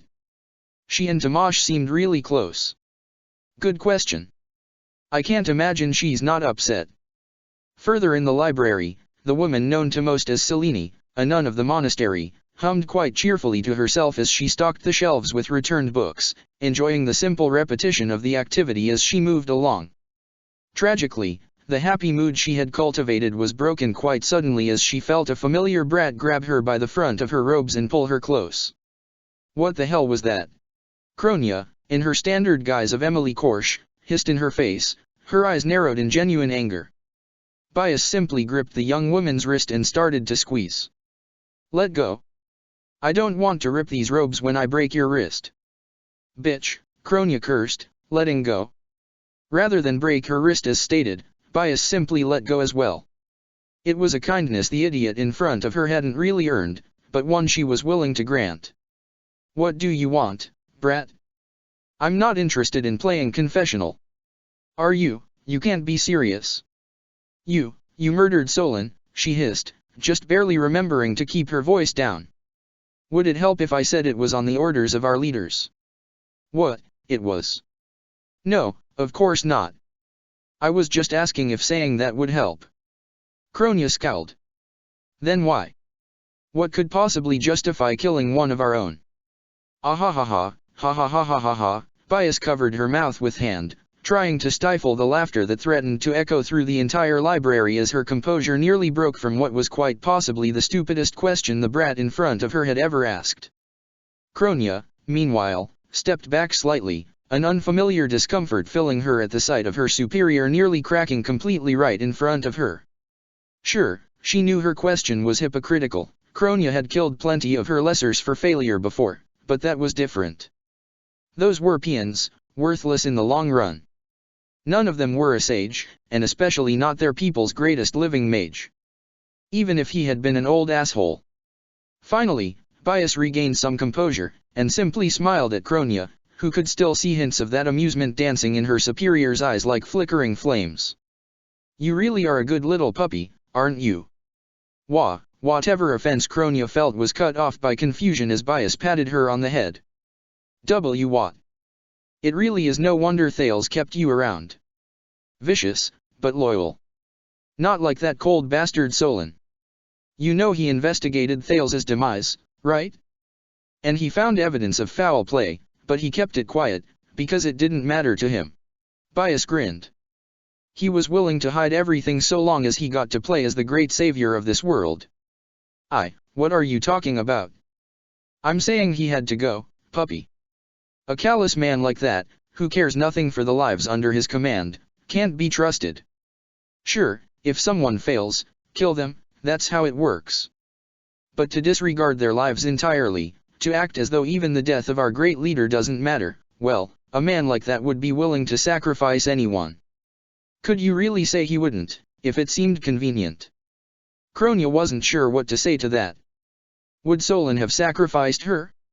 If it was for the good of the world, he would have. That old creep always went on and on about that kind of thing. But you were the one who killed him, she pointed out, still on guard. I was, but does anyone need to know that? The only people who know that truth are here at this monastery, and who among them would report to our superiors? The students, who know nothing of Agartha. The Death Knight, a mad dog who didn't even witness the moment? The Flame Emperor, perhaps. Though, she doesn't trust us, now does she? Perhaps she could use that information to ruin us, or maybe she'll use it to keep us close. Do you have an idea of which choice she would make? Wait, there isn't an us here, you're the one. Who killed Solon? Yes. We've gone over that. Every other witness of merit, our poor Agartha and brethren, was slain along with him. And it was the spear of that princely brat that killed him, wasn't it? All I did was burn the body to make sure it wouldn't be used by our enemies. Bias smiled. It would make things much more convenient if he died by that boorish lion's hands, wouldn't it? Kronia felt a strange shiver go up her spine. It dawned on her that Bias truly didn't care what Kronia said. If she made herself an inconvenience, Bias was going to kill her. That they were in the middle of enemy territory didn't matter. There was no mistaking that glint in the sage's eyes, not when Kronia had that exact same look many times before when she was dealing with an inconvenient lesser. And she really didn't like being on the other side of that look. Fine. Fine. The prince killed him. Everything else was just a tragedy. I get it. I knew you would. Believe me, pup. I'm a much better master to have than Cleobulus or Mycen. Now scurry along, if you would. Be a good schoolgirl, and I'll let you know if I ever need you for anything. Kronia turned and left, unhappy to show any deference to the med sage, but well aware that it was her only choice if she wanted to leave the library alive. Bias watched her leave with a faint smile, then turned to the shelves, tilting her head in thought. Perhaps it's time I branch out, fire alone is quite limiting. Wouldn't you agree, Your Highness? Edelgard stepped around the shelves with a frown, staring at the disguised sage. You're being careless. What can I say? I'm grieving the recent death of my father and a surprising betrayal by a colleague. I'm allowed to be upset. She smiled. And I do take steps to ensure I am not overheard, Princess. Now do you want something from me? I want to know what your plans are. Yuki. Careful now, Princess. You should be quieter in the library. Why don't we find somewhere better to speak? And without waiting for a response, she turned and started walking. Edelgard clenched her jaw, her eyes narrowed, before she followed, well aware of Hubert keeping a careful eye on both of them. If the sage tried anything, he would intervene. She didn't, though the walk to the storeroom was tense and uncomfortable. Not that Bias seemed even slightly fazed. You really should be more careful, Princess. You could have at least asked to meet me outside of the monastery. Talking to you here lessened the chance of you attempting to pull something on me. If you say so. Though you never know. I don't really have much to lose at this point. Really, I should just leave. Nothing is keeping me here with Solan's death. And why aren't you? Because I still owe you, and because of Solan's words before everything happened, I know for sure that Shay is innocent. With a smile, she pat Edelgard on the head, making her stiffen before she smacked her arm away. Don't touch me. Ah, and here I thought we could work well together. Surely an emperor can do with more help from the shadows. She smiled at her.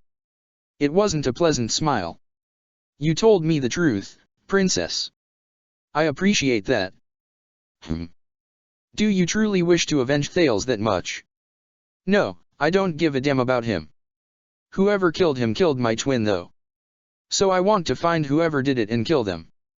Simple as that. I see. That was a problem then. She couldn't let Bias kill her professor under any circumstance. Heh, there's no need to be so tense. You already helped rule out Shay, so that beloved professor of yours isn't in danger. And I doubt any of those eagles could have been involved. Really, it seems everyone you care about is safe from me, Bias mused with a smirk. But a fair warning. Kronia seems on edge right now, so she might lash out if pushed too much.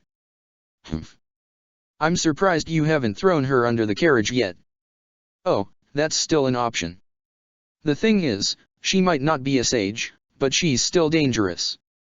If she sees herself going down, she'll try to take whoever she can with her. Cornered rats, as they say. Bias shrugged. If you want my advice, and I doubt you do but I'm going to give it anyway, just leave her be for the moment. She doesn't have anywhere to go, especially since she has no reason to trust going to Mycen or Cleobulus will turn out better for her than riding things out with me. You're hoping she'll take the safe, familiar option instead of risking uncertainty then. That's one way of looking at it. The thing is, we Agarthans know our places in life. She won't bite because she's trained not to. And if she does, she dies. It's that simple. You're asking me to afford you a great deal of trust, especially given how you killed your own superior. I did, true. And, really, under most circumstances I would likely be in some real trouble just for surviving while he died, since it was my job to keep him alive. But I have resources to bargain with and my placement near the abominations gives an advantage my fellow sages of equal standing wouldn't want to lose. She smirked. And that's an important part to note here. With Thales and now Solan dead, I don't have superiors. The other sages are of equal rank to me, rivals instead of leaders, and that means they need to work carefully. Especially with how divided things are right now. And how divided are they? Edelgard questioned, if you want me to trust you. Hold on now, Princess, I'm fine with telling you what's going on. Maybe not all the details, I do need some reasons for why you should keep me around too, but to keep things simple, Mycen is in charge of our operations in Adrestia while Cleobulus handles things in Faerghus. And the third remaining sage, Ilan, he's in the Alliance. No, he's probably in Adrestia too right now. He's not exactly a subtle man and our people have never been particularly interested in Lester. I assume it's because you Adrestians sided with our ancient enemy while the Faerghans have always been easy to manipulate. Nemesis was even from those lands, if you can believe it. Almost makes them our natural allies, she joked, smirking. Edelgard frowned, wondering if she was supposed to take anything in particular from that, and deciding she might as well ask as long as Bias was willing to answer. Is Dimitri involved with this Cleobulus? I doubt it. She had a hand in that tragedy up there, but if Cleobulus had successfully suborned the prince, odds are she would be keeping him close instead of letting him wander to Gareg Mach. She could have her hand forced by circumstance. The nobles would want him to attend the academy for tradition's sake. True, but I doubt it. I can't see the Lion Prince as anything more than a hapless idiot stumbling in the dark and grasping at shadows. Maybe he'll blunder into causing us trouble, but I doubt he'll be anything more than the boor his friend derides him as. She huffed, amused. Really, it's a show of how weak he is that he hasn't put down that yapping hound yet.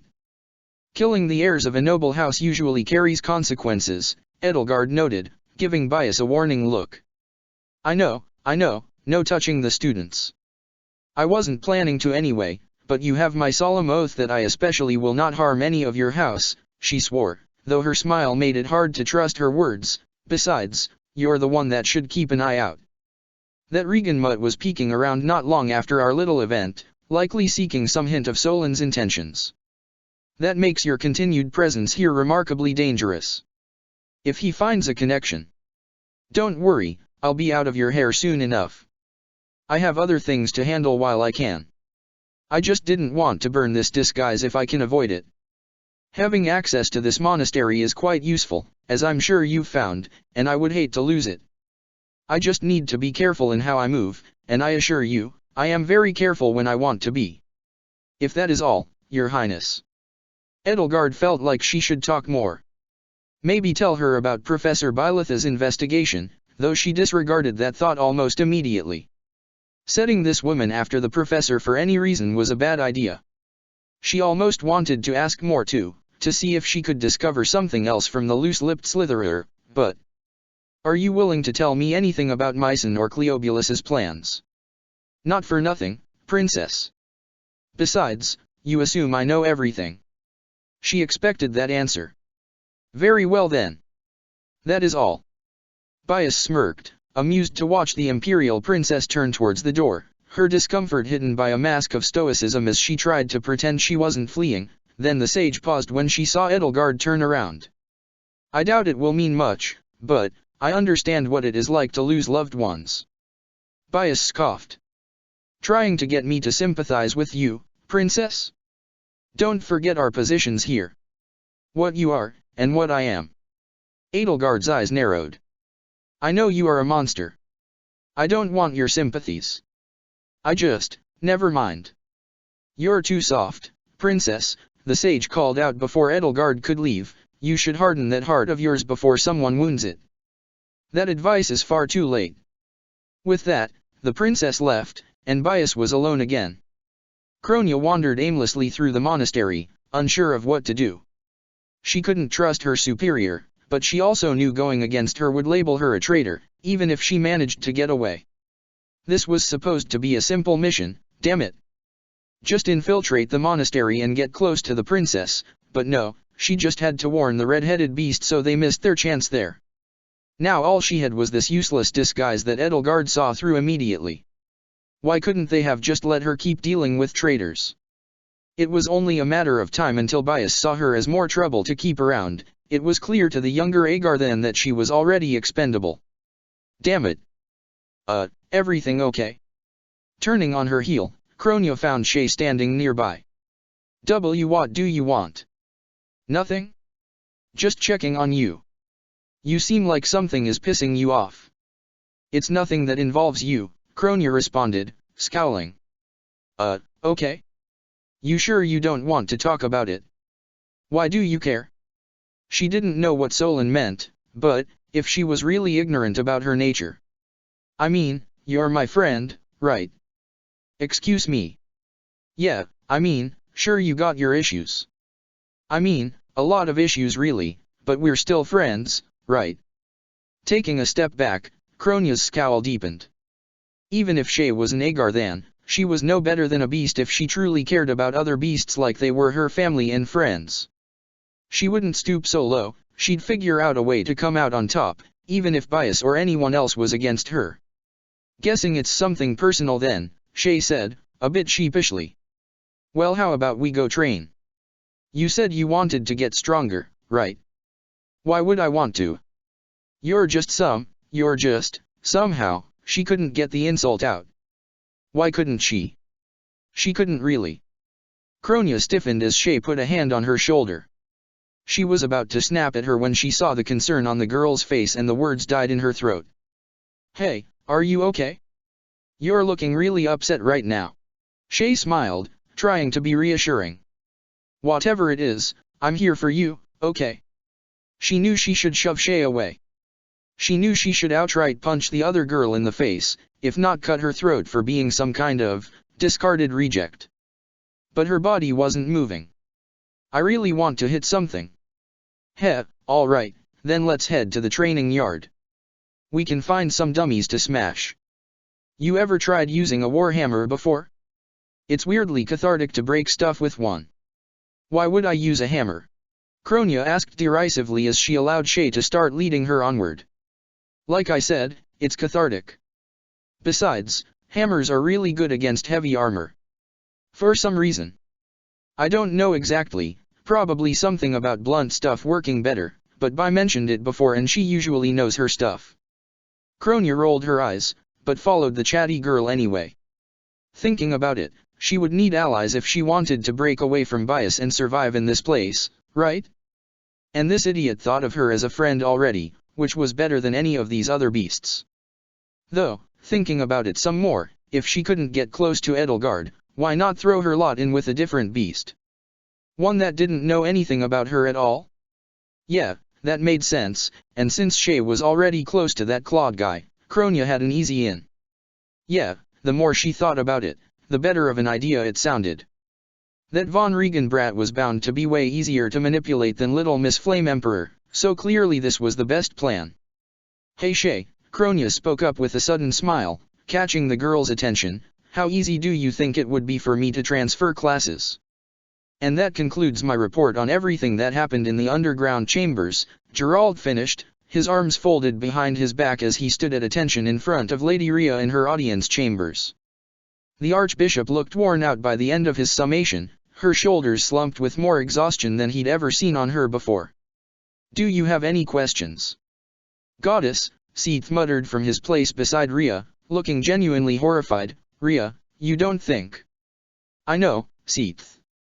Believe me, I have already, never mind. She took a breath, then focused on Geralt again. The woman, Bias. You are certain she said that a man named Thales was dead? Apparently she thought Solon killed him along with someone else named Pitacus, Geralt answered. I'm guessing you already heard that from Shay. I did, though she had some trouble recalling the specifics of the matter. Still, she did give a number names that were important. Solon, the leader of these conspirators. Bias, his apprentice and murderer. Pitacus, the murdered twin to Bias. Thales, an unknown individual of some significance who was also killed. And Cleo, some type of rival or threat to them. Rhea tried to smile. Altogether, it was actually an impressive amount of information for someone in her situation, even if there is still much to investigate. Still, I do not hold her difficulties against her, Geralt. Anyone would have trouble remembering things properly after such an experience. Anyone would, yeah. So why did you decide to interrogate her without me there? Seath frowned. That's not what happened, Captain. It's fine, Seath. Gerald has his reasons. I am sure you would feel similar if I were to request to speak with Flane alone after her own traumatic experience, Rhea said, prompting a slight frown from her chamberlain. Before she looked back to Geralt, it was not my intention to speak with Shay so soon. I intended to speak with Byleth, but Shay was with her and Catherine decided to bring them both. Geralt didn't look like he believed her, and that prompted a slight, disappointed frown from Rhea. Do you really trust me so little, Geralt? I have kids to take care of, Rhea. I can't afford to trust you like I did before. That is quite blunt, but I suppose I can understand. She sighed. Thank you for your time, Geralt. You may return to your duties. Yeah, no. She blinked at the refusal while Geralt stood firm. You need to talk to me, Rhea. I need to know who these people are and why they went after my kid. Geralt, I understand your concern. No, you don't. Otherwise you would have told me that Aelfric had stolen my wife's body and tried to resurrect her and kidnapped my daughter, and I wouldn't have had to hear it from her instead. You would have told me what happened to Citrai and why Byleth's heart doesn't beat, back before I left. You would be telling me, right now, who these people are and how they're connected to Shay. You wouldn't be keeping me in the dark just because the truth is uncomfortable, you would tell me just what the hell is going on here and why my family keeps being put in danger. His tone was calm and even through every word, with barely a change in inflection, and yet Rhea felt as though every insistence was a blow. Captain, I understand where you're coming from, but that is no way to speak to the Archbishop, Seath reprimanded, frowning. Once we have discussed things properly, then you will be informed. Right, Rhea, how much have you told your aide about me? Geralt asked, wanting to see how much he knew. I have known him for much longer than you, Geralt, Rhea said, before looking over at Seath. And Geralt holds my blood within him, Seath. I see. And Geralt, before I tell you, you must know that, what I have learned may lead to many issues not just for your family, but all of Fodlan. I understand you want to protect your family, but if we are not careful, then we may throw the entire continent into chaos. I am not certain why your youngest was targeted, but it seems those behind her abduction still have plans for her. I already instructed the knights to keep an eye on Shay so if anything were to happen, she would be safe. Geralt stared at her, stone-faced. You're still avoiding the question of just who these people are. Very well. They're an enemy of mine that I have long since thought dead. I do not know what exactly they are planning, but the last time I fought them they nearly destroyed all of Fodlan. Once I'm done having my knights investigate the monastery, I'll be having them on missions to investigate the nation for any clue on them. I pray that I can have your assistance on this. Fine, but no more secrets, okay? If you find anything out, you tell me right away. Of course, Geralt. I swear to you, Rhea said, trying to keep the guilt off her face. Maybe one day, he would understand just what exactly she had planned. Soon enough though, Geralt left and it was only her and Seath in her office once more. Rhea let out a slow sigh and sunk back in her seat, resisting the urge to massage her temples. We need to up the security around the monastery. Perhaps if we call the other knights back, she grimaced. If only we could still trust the Western Church, I could have their forces reinforcing ours. Yes, it is a concerning matter, Lady Rhea. As is what Captain Geralt discussed earlier. She paused and looked up at her chamberlain, who was facing her with his hands behind his back. Such as the circumstances behind Lady Citrai's origins. For a moment, Rhea felt as though the world had stopped around her. Then Seath's words registered and her eyes widened, before narrowing. Would you care to explain what you mean, Seath? He held up his hands. I don't mean it as an accusation. I understand that things have been difficult for you these past 1,000 years. I wasn't here to help, nor were any of the other saints that fought alongside us. You have had to work on your own, without any aid from another of our people. Still, it does appear you have found those you can care for, even if you cannot trust them as deeply as you would wish to. Of all the places Rhea had thought this conversation could go, this was not one of them. I appreciate your words, Seath. Thank you. Of course. I hope you understand, I am on your side, Lady Rhea. It took some time, but after the revelations of what occurred in Abyss, the truth of the matter became clear. There are other matters we should discuss when we can, but I understand now why you have been so set on keeping Byleth Eisner here as the new professor. Rhea couldn't help but blink. You do. Indeed. The truth became clear when I looked into the events that occurred. While Lady Citrai's body did not decay with time, your relationship with her, I suppose I have been foolish not to notice before, but it is difficult to speak of lost loved ones. Even now, I find it difficult to speak of my own wife. Ah, yes, it is difficult, to be clear, Seath, you are aware of, she tried to find a way to phrase her plans tactfully. Of young Byleth's nature. I am. Just as I am aware of Citrai's connection to you, Rhea. I see. Rhea did her absolute best to keep herself steady. Hope and dread warred in her mind as she stared at her chamberlain. Her brother. And what do you think? I think you should tell Gerald sooner rather than later, but I have no qualms with your decisions otherwise, Seath advised. The longer you hide it, then the more difficult it will be for him to accept it. Ah, I see what you mean. Would he be able to accept her plan? Though it may still be early for me to tell him, given what just happened. Yes, it may shock him more than you meant, Seath mused. Would it be okay if I were to inform Flayn? Now that definitely came as a shock to Rhea. You wish to inform her? Yes, I'll make sure to tell her that she is not to tell anyone, but I'm sure she would be delighted to know the truth. A rare grin appeared on his face. Truth be told, that is partially the reason why I trust Byleth now. I must admit, I never thought you would be so accepting of this. Trust me, it came as quite the shock for me as well. Though I'm sure Geralt and Byleth will be more than understanding. Rhea was starting to wonder just when Seath became so accepting. Though I must say, I never thought you of all people would have a lover. Rhea would be eternally grateful. Seath was looking away from her at that exact moment because she was unable to stop her eyes from bulging in shock. To think, if I had joined you sooner, I could have met your daughter. Rhea was starting to realize Seath just completely misunderstood what was going on. While I understand that, as the Archbishop, you cannot let it be known you had an illicit relationship, you should still inform Byleth as well, as it would help clear the air between you two. I see. Thank you for your advice on the matter. Rhea was practiced at keeping calm in the face of sudden issues. Or at least she liked to tell herself that. If she were being honest, she felt like she was sweating up a storm right now. To be clear, you support my, she cleared her throat, trying to figure out how to even begin addressing Seath's incorrect impression. Rhea, I wholeheartedly support your attempts to get closer to your granddaughter, and I am sorry I was not here to support you in your time of loss. He bowed his head, before smiling. I am also somewhat curious as to who managed to capture your heart enough to have a child with. I think that is a conversation we should have at a later date. When she actually had an idea of who her false lover should even be. Yes, of course. If I may ask, is he no longer with us? Oh no, he's asking follow-up questions. He is, no longer present. At the monastery. Seath blinked. Then frowned. I see.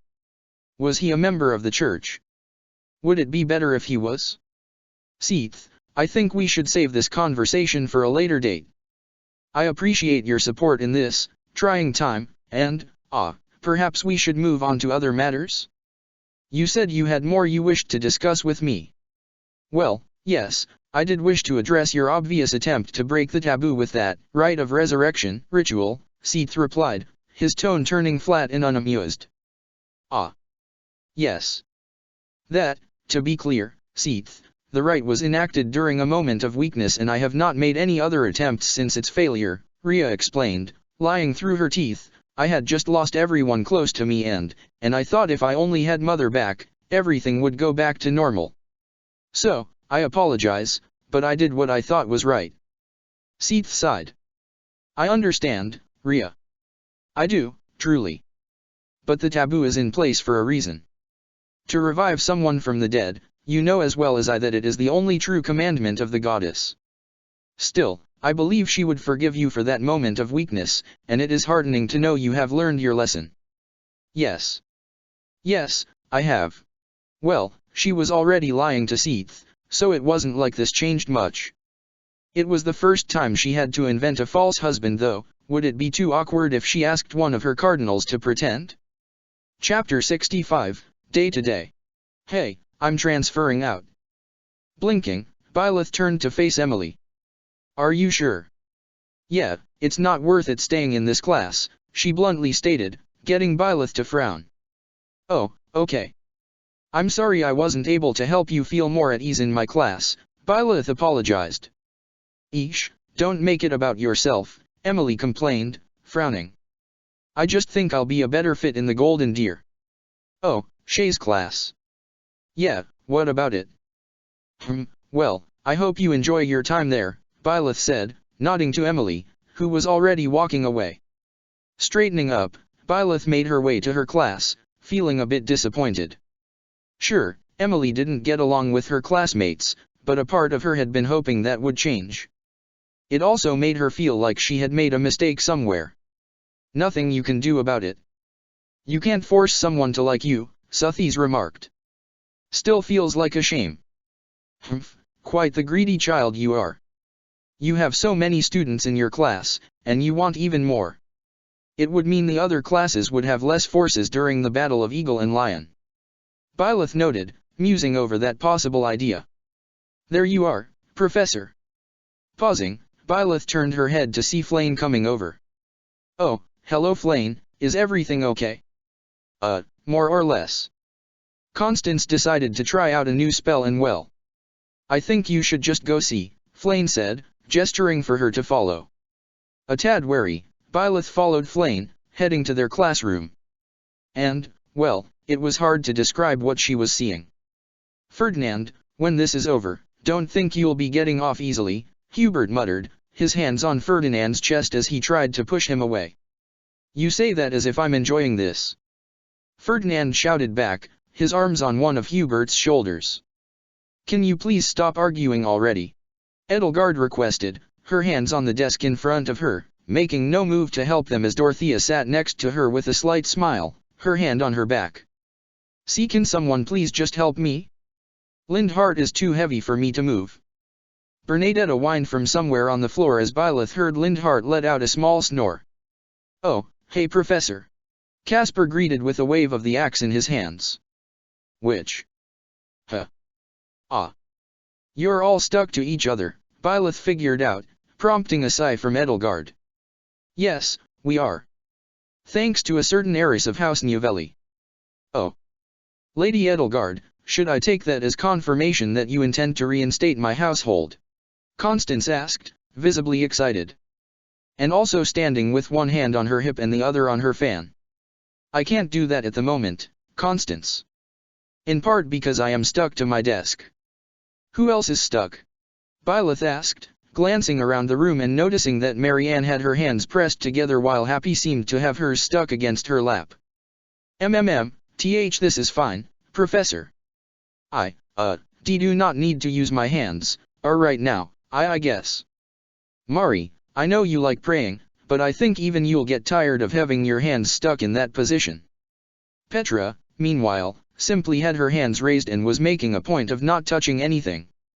Greetings, Professor. This situation is one of some trouble. Seems like it. Flame, you're okay? Yes. I made sure not to touch anything as I left, so I'm completely fine, Professor. I don't know if my hands will stick to anything, but I know you and Emily weren't here to have the spell affect you, so I'm sure the both of you could help. Emily transferred out today. Oh. That does make things more difficult. Constance, do you have a counterspell for accidents like this? Constance scoffed. This is no accident. My spell worked perfectly as intended. You intended to stick your classmates to each other. Well, no, I did not, but I did successfully guarantee Caspar would not lose his axe again. Yeah, see? It's super stuck here. Caspar said, gesturing with said axe. I do see that, but I also see your other classmates are being very inconvenienced. Do you have a way to counter the spell? Of course not. Constance huffed, sounding offended. Why would I create a spell to demonstrate the ingenuity of House Novelli, only to then create another spell that goes against its exact purpose? But what about a spell that counters all spells? Constance blinked. You're a genius. Aha, this is why you're my attendant. I'm your professor. Irrelevant. Constance. Edelgard snapped, making the blonde stiffen. How long is this going to last? Oh, well, previous testing has shown that this spell does have something of a time limit, so it should not last more than an hour. Did you just say we're going to be stuck like this for an hour? Hubert asked with a distinctly menacing tone to his voice. Presumably less, given that we've already been stuck like this for a few minutes. It was probably a good thing Hubert's hands were stuck. Okay, in that case, I'll just start the lesson. No one needs to take notes for this part, Byleth said as she made her way to the front of the class, idly helping Bernadetta off the ground and moving Linhard over to a chair, which did still leave the purple-haired girl in the very awkward position of sitting in his lap with her hands pressed to his chest. For now, please take your seats and don't touch anything. Oh, of course, Professor. Flame said before pulling out an empty chair at a desk and immediately realizing she got her hand stuck to the top of the chair. Oh. Byleth sighed. All right, that's my fault, I should have thought of that. Ah, it's okay, Professor. I think I can just dash. Flame put her other hand on the chair to adjust it, then immediately realized her mistake. Again. This is more difficult than anticipated. It's fine, just stand if that works better. Now then, for this week, we're going to be covering. Hey, you're Lysithea, right? Emily asked, staring down at the diminutive mage who was in the middle of studying. Oh, you're Emily, right? Did you need something? Yeah, you're really great at magic. Lysithea narrowed her eyes. Are you patronizing me? What? Why the hell would you think? Wait, no. I'm not getting mad, because we're just talking about magic, which is a thing you like. Would you get to the point already? Why are you talking to me? I saw what you did with the Death Knight. That was impressive, Emily said, doing her best not to sound angry. Oh, well, I suppose it was. Yeah, I mean, I don't use magic myself, but that really packed a hit, she continued, trying to seem relaxed. So I was thinking that, since you and Shay already practice together, we could practice too. You know, since Shay and I already spar a lot together. I suppose I can see the benefit in that. Though just to be clear, I already have one apprentice, and I'm not taking another. Why would I want dash? She cut herself off before she said anything rude. Right, I get that. Besides, like I said, I don't use magic myself. Better with a blade weapon. Very well, it would benefit us both to know how we fight if we're to be in the same house together. Great, looking forward to it. Smirking as she turned away, she did her best to stop herself from laughing. Her plan was already going great. 2 of the strongest Deer members were already in her pocket, and it was only a matter of time until the rest fell in line. What a weird girl. Lysithea muttered to herself as Emily walked away. Now then, who should be next? Walking across the courtyard, she paused as she saw the pink-haired beast clearly struggling to hold a crate. It was a wonder she could even hold it up with how much she was shaking. What are you doing? Oh, is that you, Emily? Hilda asked, seemingly glad to see her. Nothing much. Professor Manuela asked me if I could help take some stuff over to store away. Shay was going to help me, but then Professor Manuela had her do something else. I see, Emily said, as she began to walk away. Oh, if only someone as strong, or maybe even stronger, than her were able to help me out. Until she heard those words and immediately turned back to grab the box. Just give it here, she grumbled as she took it away. Frowning as she took it, Emily noted that sure, the box was a bit heavy, but not enough to make anyone struggle. This Hilda girl must really be weak. Oh, thank you, Emily. I owe you one. I'm just doing this so you don't drop this. Still, you're super strong. I thought it would take me forever to carry the crates, but you can probably take multiple at once. Crates. Yeah, there's 3 of them, but I'm sure someone as strong as you can probably take them all at once. Heck, I don't even think Shay could carry that many. Of course I'd be able to carry them all. I'm gonna be stronger than anyone else, so this is nothing. Great. Here, let's go get the rest. I knew you were going to be reliable, Emily. Smirking to herself, she followed behind the pink beast. These students really were easy to manipulate, especially with how she already had one indebted to her. Grinning to herself, Hilda tried to make sure Emily didn't see her face. Seemed the new girl reacted to praise and comparisons to Shay quite positively. Oh, she was definitely going to be handy. You know, I gotta say, getting a closer look at this thing makes me realize how freaky looking it is, Shay remarked as she studied the Lance of Ruin. I mean, the name is already weird, but this thing looks like it's made out of bone. Oh good, I'm not the only one who noticed that, Sylvain said as he held the lance out for her. Well, I wouldn't say it's made out of bone, since I doubt bones would make good weapons, but whatever material it's made out of is certainly strange. Ingrid muttered. I wonder if I could ask my father if I could see Lewin to compare them. Probably shouldn't. Might end up with another arranged marriage proposal if you ask for something that important. Huh? What's up? Shay asked, as she straightened up. Nothing to worry about, just some offers my father has received, Ingrid replied. Sounds like it is something to worry about, Shay said, frowning. But if you don't want to talk about it, okay. That's a surprise. With how much you keep butting in with your sister's love life, I thought you'd jump at the chance to talk about Ingrid's, Sylvain teased. Hey, there's a difference between trying to get my sister to open up, and a friend dealing with something personal, Shay shot back. It really isn't that big of a deal, Ingrid said, trying to move the conversation along. That aside, how are things in the Golden Deer? Oh, pretty good. Emily actually joined up too, and I think she's having fun. Well, at least, she's trying harder to get along with this class. Really? Don't suppose that means I can take a chance if she isn't as surly? Sylvain asked. Yeah, I'm pretty sure she'd probably still hit you if you tried that. Not the worst rejection I've gotten at least.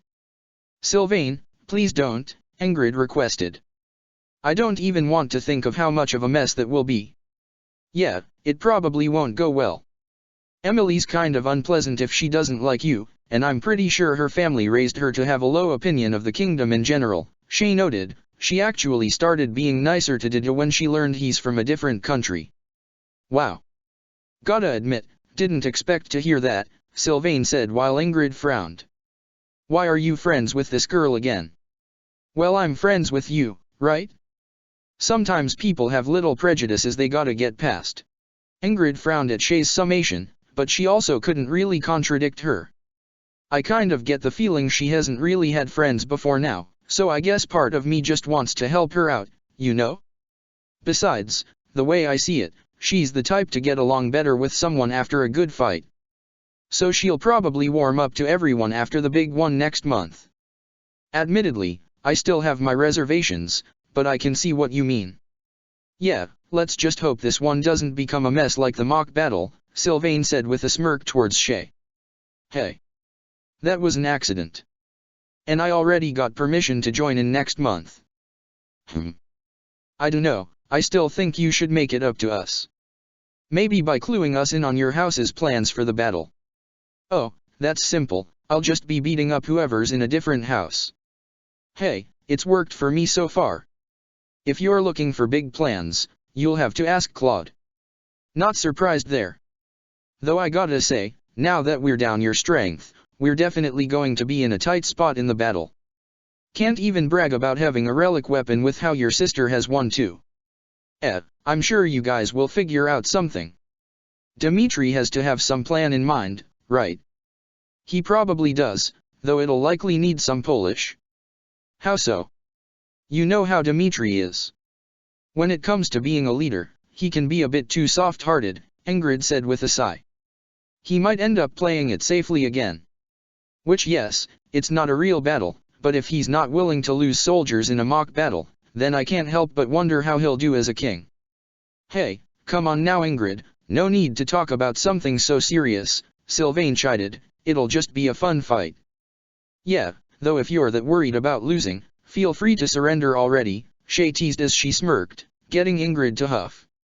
Don't think it'll be that easy. One way or another, the Blue Lions will be taking the victory.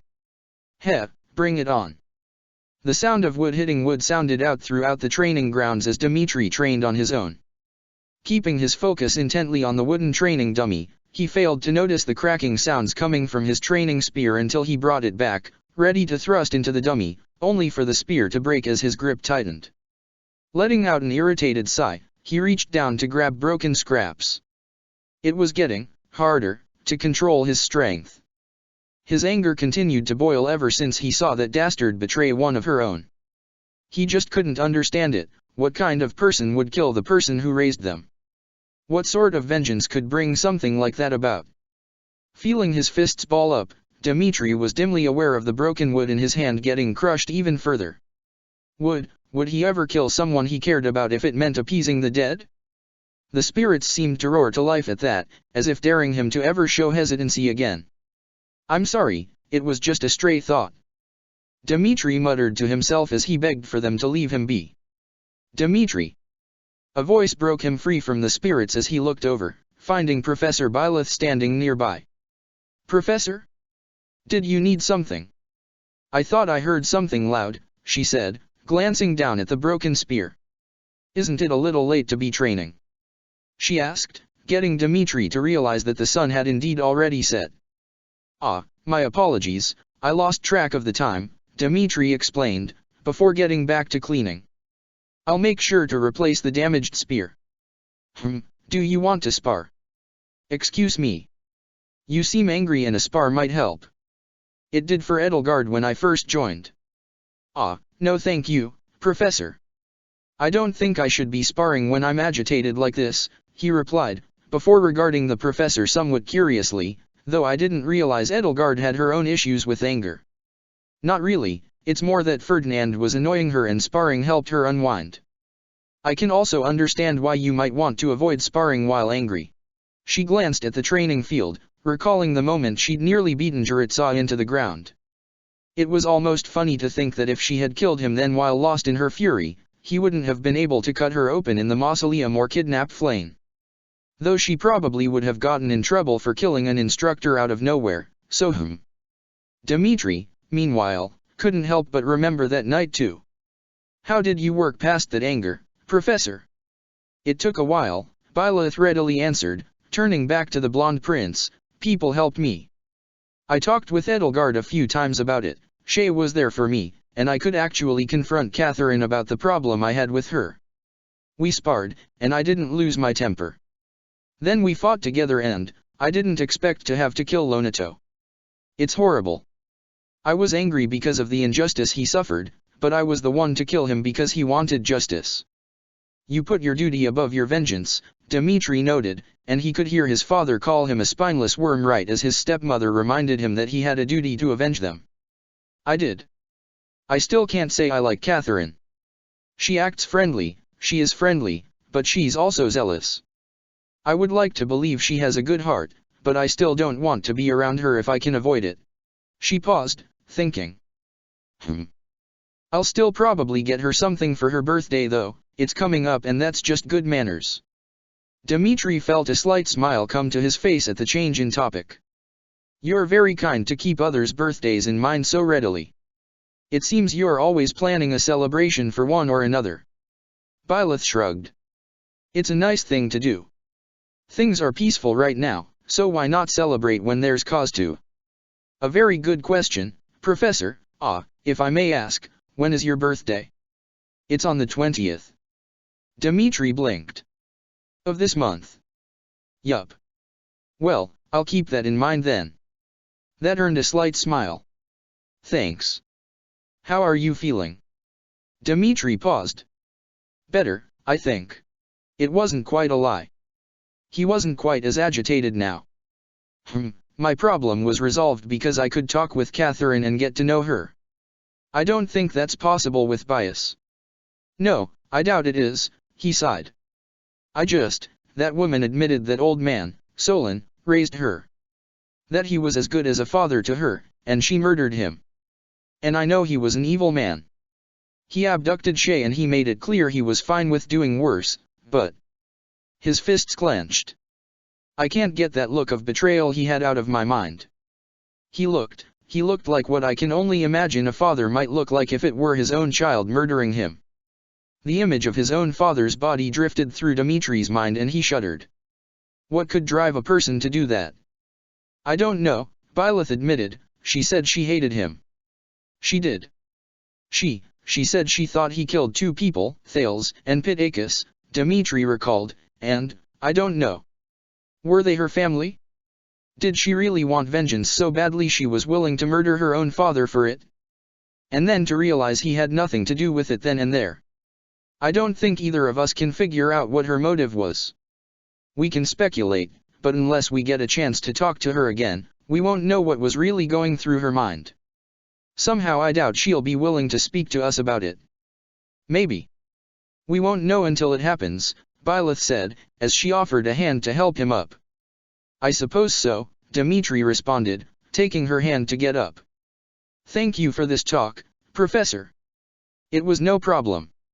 Even if you aren't my student, I still want to make sure to help you, Byleth said. You're a good person, Dimitri. Just remember to ask for help if you need it. At the very least, you can train better if someone's assisting you. I'll make sure to keep that in mind, Professor. Though for now, I should try to get some rest. Good night, Dimitri. I fail to see the issue, Hubert said as he talked with Edelgard.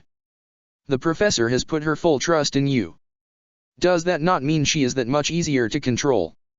I know, but if we lead her along, then it may end up backfiring on us if she were to learn our association with Bias.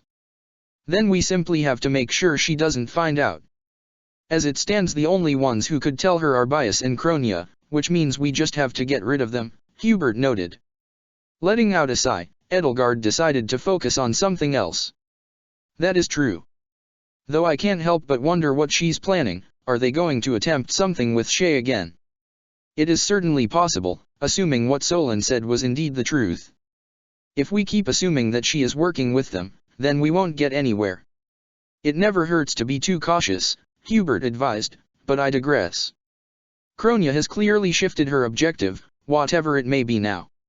If we can indeed presume Shay truly is someone who is ethnically Agarthan, yet not a member of those who slither in the dark, then there lies the question of what her goal is. We assumed that her mission here was to get close to me. Presumably then, her shift in priorities comes at Bias's order, assuming she is still working with those who slither. You think she may have defected? Edelgard gave Hubert a flat look. I think Bias quite literally stabbed her superior in the back. Whatever their goals may be, I think it is safe to assume she was going against orders to do so. Which means it's not a question of if she has defected, but what she plans to do now that she has. But do our enemies know that she has defected? If she can remove an obstacle to her in such a way that hides her involvement, such as by murdering him with an enemy's weapon, though that leaves Kronia as a loose end for her. Unless Kronia was on her side from the beginning. Edelgard sighed. We don't know enough about the dynamics between the Agarthans to be sure who is part of which faction, or even what those factions are. We know Thales is dead and Bias seems to want to avenge her sister. How long do you think she can stay here? If the church was smart, they would already be investigating their staff members to try to root out any other potential infiltrators. If she stays, then the chances of her getting caught rise by the day. Edelgard sighed again, genuinely frustrated. I thought we finally had a handle on our enemies, yet only now is it obvious I had no real concept of how many moving parts there are in their organization. Presumably Mycen and Cleobulus lead opposing factions now that Thales is dead, but whose side is Bias on? And what about Kronia? That knife the professor found had to be hers, but why would she drop it? Did she mean for it to be discovered? She had it on her person, so she intended some use for it down there. Why would a person hide a knife up their sleeve? Hubert asked, rhetorically. Presumably, our former classmate was looking to perform an assassination while everyone was distracted. Then Solon died and she didn't carry it out. Though, to be specific, we have no evidence that she carried out any assassination. It is quite interesting that no Agarthans aside from Kronia and Bias survived that operation. And, if our schoolmates are to be believed, Bias played a part in ensuring that was the case. Quite a few of them were horrified at how readily she threw her allies into danger to save herself. Then, could it be that Kronia is the one defecting? Edelgard suggested, looking thoughtful. If not for loyalty to Solon, then she could be trying to get away from a superior who doesn't mind killing her if it will save herself. Well, we could always ask her. Edelgard huffed. That's not funny, Hubert. It was just a suggestion, Hubert responded with a low chuckle. Regardless, as it stands, our highest priority would be to figure out what exactly Bias is planning. I think I know what it is. Or at least, I know who she is targeting, even if she herself doesn't. Would you mind explaining that to me? With everything that has happened, it slipped my mind to tell you, but I discovered the truth of what occurred at the Okama Mountains all those years ago. Or more specifically, who caused it, Edelgard said, before explaining what their professor had told her. She had to admit, there was something funny about Hubert falling into the near hysterical laughter she had previously fell into. Claude had to admit, he wasn't sure why exactly a minor noble from the Empire decided to transfer over to his class, but it was funny seeing her accept Lorenz's offer for tea with a strained smile. From what he did know of Emily Korsch, the girl was surly, standoffish, aggressive, and probably a sadist. In other words, probably the funniest person Lorenz could try to work his charms on.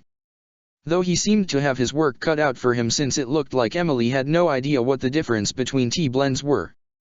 Or as she called it, leaf water. It was probably the most taken aback he had ever seen the posh noble get, and it wasn't long before Lorenz declared that it was up to him to teach her about the grandness of tea. Well, if nothing else, it'll keep Lorenz busy so he'll stop bothering me.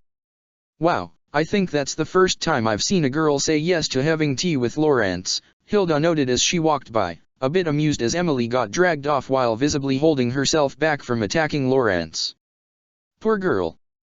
I'd feel sorry for her if she wasn't planning something, Claude replied as he turned his attention to Hilda. Goes from not wanting to get close to anyone, to suddenly trying to be all buddy-buddy. Bit obvious, don't you think? It'd be one thing if it was just Shay, but the other day I saw her trying to seem interested in Ignaz's paintings. Hilda giggled. Well, I'm not going to complain if she is trying to get in my good graces. That girl will do anything with the right words. That is true. Claude definitely found it hilarious seeing the Imperial noble try to charm her new Alliance classmates, only to end up getting manipulated by them. Or just dragged along with whatever the classmate in question was interested in. Do you think she'll try to get a taste for meat to endear herself to Raphael? PFF, you're a little late on that guess, Claude. I'm pretty sure she prefers meat to begin with from how she started digging into those Gronder skewers last night. Claude let himself laugh there. Seriously? Now I really am curious what Lady Emily's upbringing was like to get her to turn out like this. Well, as far as I know, she's just from some small family in the Empire. No real lands or titles to speak of, just a lordship and a manor in Inver. Hilda shrugged. I'm not about to make guesses on how she was raised, that's the kind of thing I leave to smarter people. Ah, but it sounds like you have at least some insights. Nope. You can stick to all that rumor-mongering while I do some proper, important things for a young lady of my station. Like go invite Marianne for tea again. Hilda pouted. Well, how else am I going to get to hang out with her? Though it's not like I'm even guaranteed to get some time alone with her since her professor came along last time. Really? Claude raised an eyebrow. So you've been having tea parties with Teach? Just the one so far, though I guess I can admit that she's actually pretty nice. It's funny, you see her from a distance and she just seems like a scary, if kind of cute, mercenary, then you talk to her and she's weirdly monotone and inexpressive, but then you talk some more and it turns out she's actually a sweetheart. It's hard to believe people call her by a scary name like the Ashen Dragon after you hear her chatting about all the cats around the monastery and how she has their breeds and favorite foods memorized. Heck, I can see why Marianne joined her class. I mean, Professor Manuela is nice and all, but she's kind of a mess, and doesn't interact with the students as much as Professor Byleth does. If I were in her shoes, I'd probably join a class with a teacher that makes me feel more comfortable. Ah, are you saying you wouldn't stick around with me? Depends, the homework Professor Manuela assigned us seems to be a bit much for little old me. I'm sure our new classmate would love to help you with that, Claude said with a smirk. Yeah, I don't think any of the three newbies are gonna be much help in the brains department. Hilda responded with a light giggle. Emily seems way more focused on getting strong. Shay makes it clear she's not the brains between her and her sister, and Balti as well. Balti.